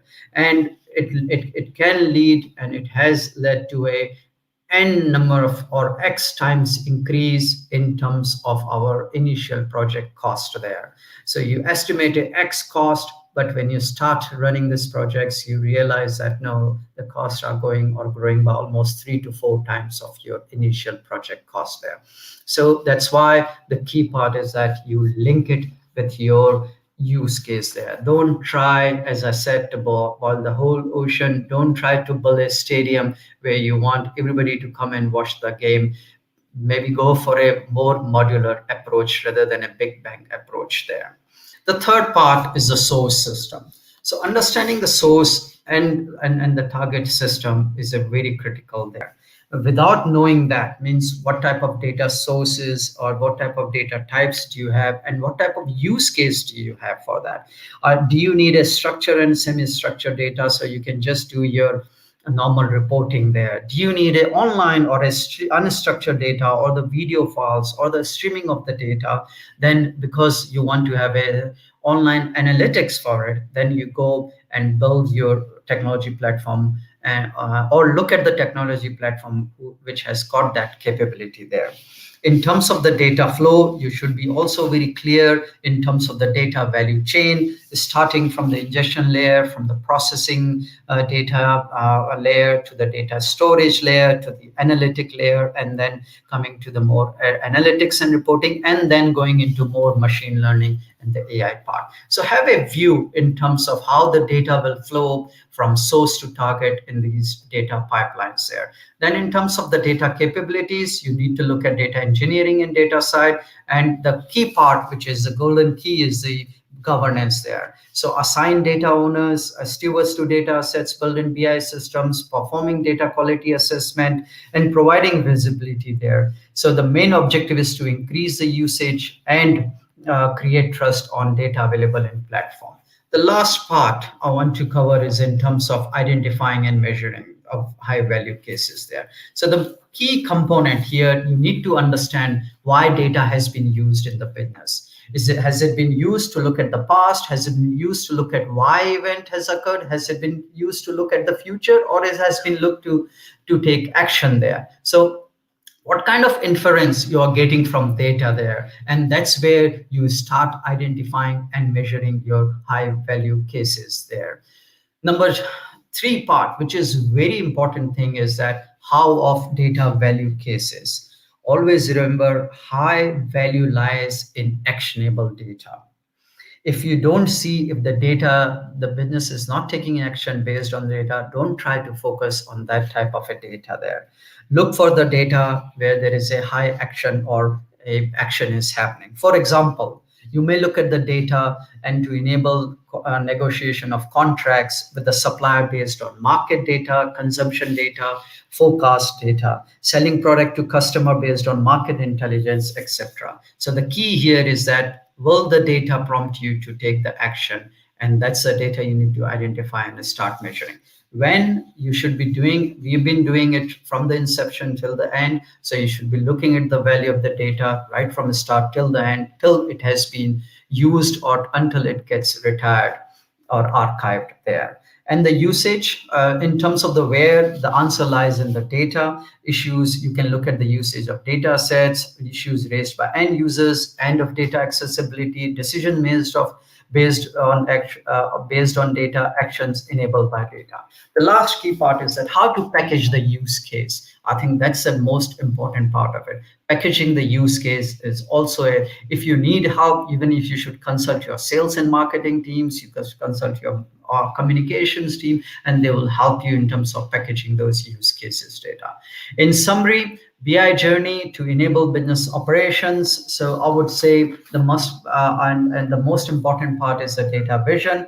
And my data vision is to integrate data across the enterprise so that business can make operational, tactical, and strategic decision making. The stakeholders, for example, I can serve supply chain operations, and you should be specific that what are you going to do those stakeholders there. The third part is a data platform. So data platform is a vehicle, is a medium to deliver my data vision there. It is a key enabler to materialize the data vision there. And then comes a business model, means what type of business model do you have, and how data will enable that business strategy or the objectives there. And the second last part is execution capabilities. You need to have those capabilities not only to build the data sets, but also to support and analyze the data there. And lastly, the data governance component, which is a very key one, that ensuring that data owner and data stewards are in place and guarding the data as a goal there. Priyanka, I haven't seen the questions and answers there. I don't know if there is anything you want me to address. And so there aren't any questions, but if anybody has questions, please do let us know, or Bhavesh, they can even reach out to you later on and ask if they have any questions. So thank you so much, Bhavesh. Thank you so much for sharing your knowledge and your views. That was a very insightful presentation. Thank you. Thank you. Thanks a lot. Okay. Bye-bye. Bye. The next session was reserved for Anurag Harsh, Group Data Officer, Lafarge Holcim. Unfortunately, he will not be able to present today, but we will have his presentation tomorrow. With this, we come to the end of day one of Bytes, but don't log out just yet. This is a good time for you to network with other experts or explore the latest solutions at the exhibition hall. You can also collect more reward points to win e-vouchers and goodies. Have a wonderful networking session and enjoy the rest of your day. See you tomorrow. Please log in at 8 a.m. South Africa time. The first session begins at 9 a.m., but you can network, visit the booths, and collect more reward points. We have a great lineup of speakers and some very interesting presentations and panel discussions that you can look forward to. Have a good afternoon or evening, and see you tomorrow.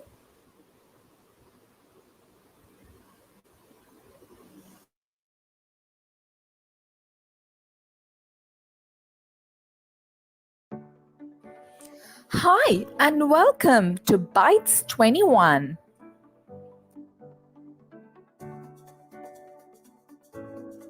Open the link in your Chrome browser. Put in your password. Now, you will virtually enter the conference venue. We will first tell you what you can do in the virtual lobby. On your left, you can see a board with options: Conference Hall, Exhibition Hall, Help Desk, Agenda, Rewards, and Event Guidelines. Click on the Conference Hall to enter the conference hall.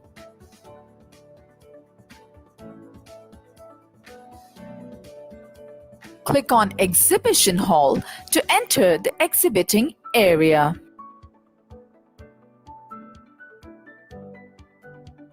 Click on the agenda to view the list of topics along with the lineup of speakers. This will help you plan your day better.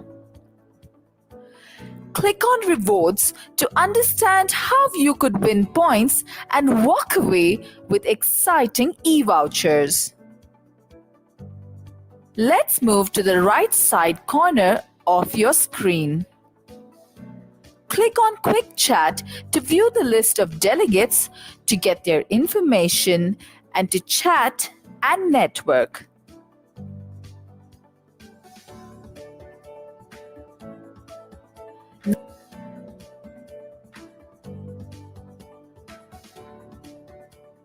Now let's move to the help desk. If you have any questions during the event, click on the help desk and ask away. Team TradePass is here to answer all your questions at the TradePass booth. Now let's go to the conference hall where you can view interesting presentations and panel discussions. Now let's click on Click to Enter Auditorium. On Join as Audience. Now you can view all the speakers and presentations. As an audience, you have 3 options: Chat, Q&A, and Poll. Click on Chat to chat with the speakers and other delegates during the sessions. Click on Q&A to ask any questions you may have during the sessions.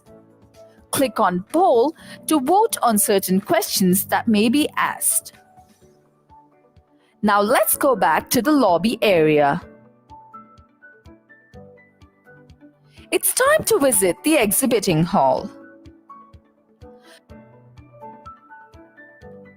Click on the booth to enter. Once you are in the booth, there are many activities that you can do. Click on Brochure to get more information about the products and services. Click on Video to view interesting product videos. Click on May I Help You if you have any questions or need any assistance. Click on Quick Chat to have a one-to-one text-based interaction. Click on Video Chat to have a video or audio conversation with the exhibitor. You can download brochures, videos, and business cards during the course of the event. You can view all these in My Event bag under your profile. We hope you have a wonderful and insightful experience at Bytes 21.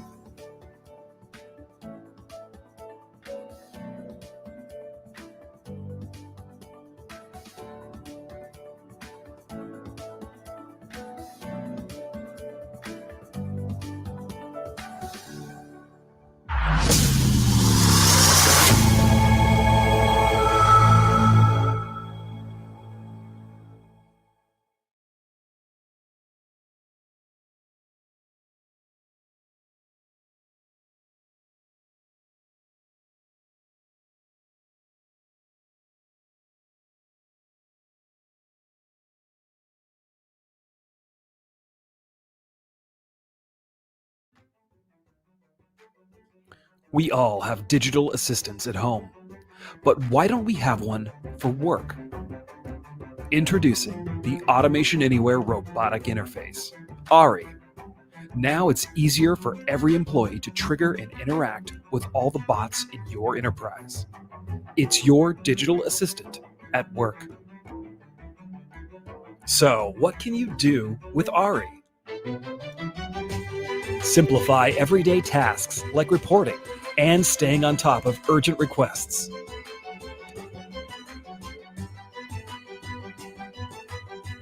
Collaborate easily with colleagues, applications, and bots. Automate escalations and approvals to speed up even the most complex requests.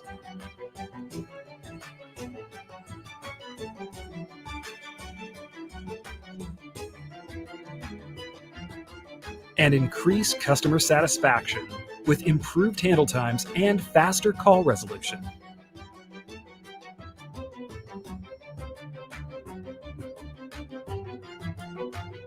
Now, every employee can tap into the power of automation.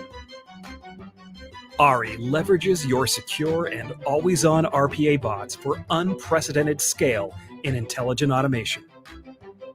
Ari is currently available on the web, on mobile, desktop, and coming soon to voice. Visit ari.com for more.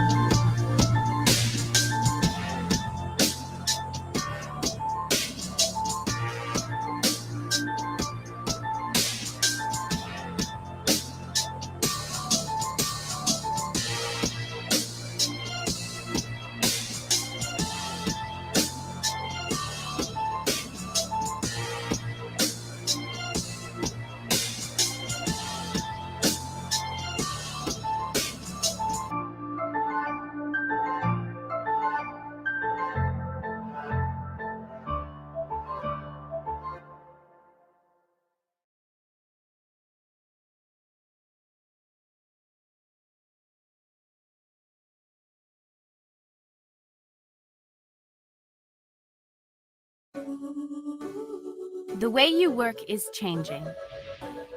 Shouldn't the way you analyze data change too?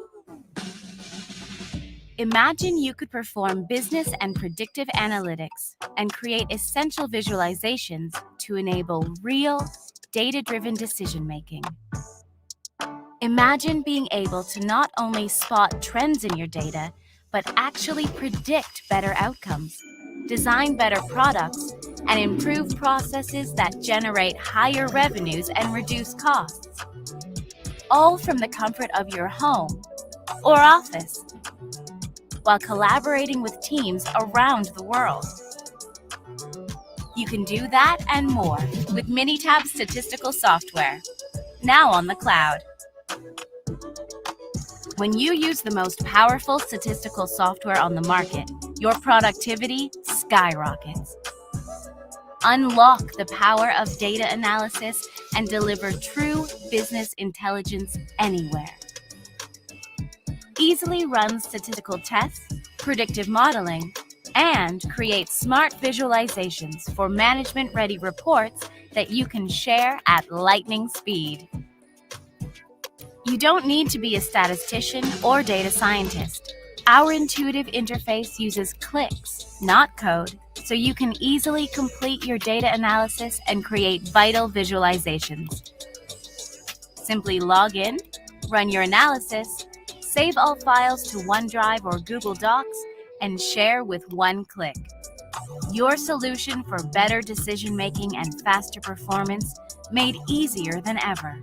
And now available from anywhere. Don't just see your data, act on it. With Minitab statistical software. Begin your free trial today. Discover, predict, achieve, transform. With Minitab.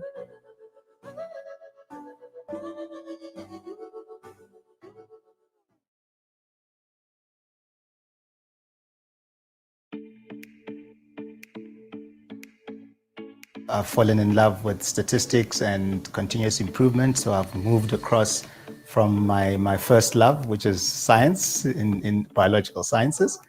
And here I am working in continuous improvement.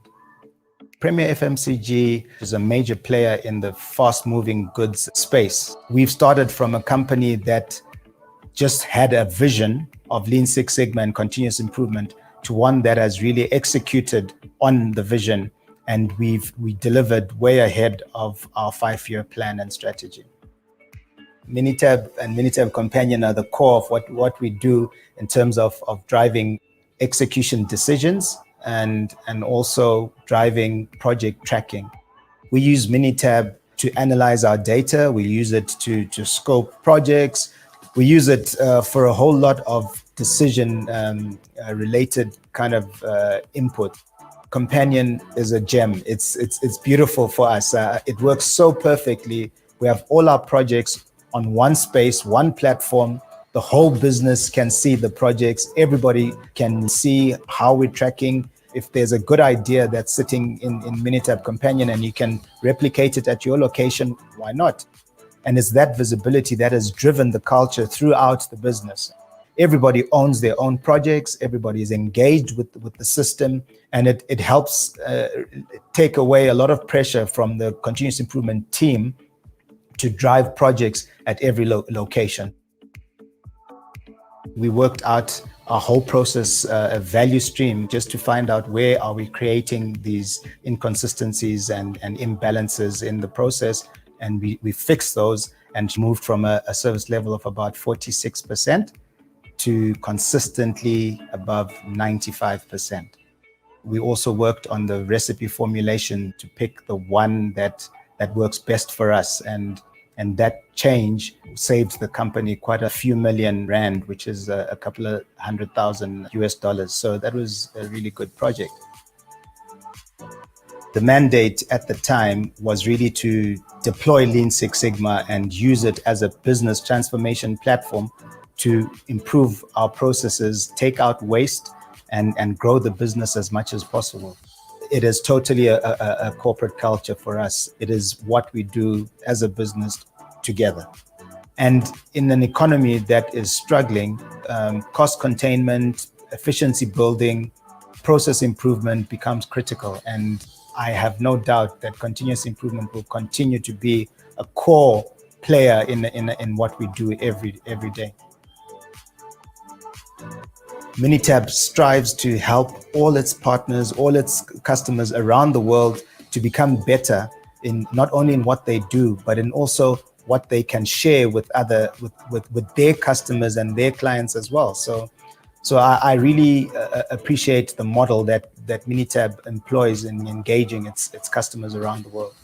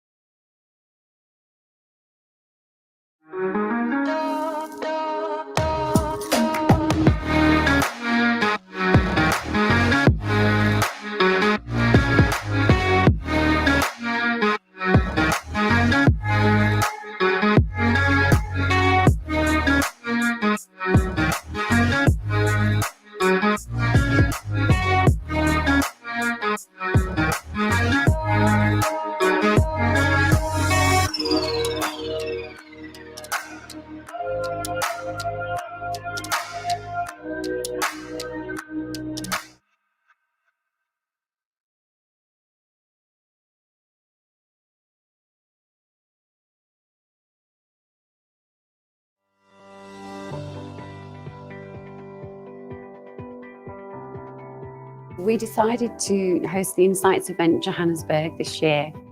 We had the opportunity to bring like-minded quality professionals together where they can discuss and hopefully solve some of their day-to-day business challenges that they face. I needed to come in and see what's the latest, what has been happening with regards to Minitab. There's so many tools, things have been upgraded, so I can't wait to get my hands on the new Minitab 19. Listening to a case study, it actually gives you a bit more motivation and a bit more confidence around the methodology of Lean Six Sigma, and that it's actually real and applicable. Minitab has a great platform that we can share as companies in South Africa and grow the knowledge of continuous improvement. I was most excited to attend the event to hear what is new in Minitab 19, which was just released shortly, also companion, and obviously to meet the customers. It was a great excitement for me to come here, see the Minitab people live, face-to-face, discuss all challenges, and share with them what we have seen, the experience and the new products which they have. We had a fantastic array across all industries. So there was mining, there was manufacturing, there was healthcare, financial, pharmaceutical. We just had a fantastic variety of customers come from all industries, really. I'd encourage people to attend the Insights conference because it gives them a view of who else is in their community. Sometimes being a continuous improvement practitioner can be a lonely job. And when you come to a conference like this, you get the chance to see who else is doing what you're doing and to share experiences with them.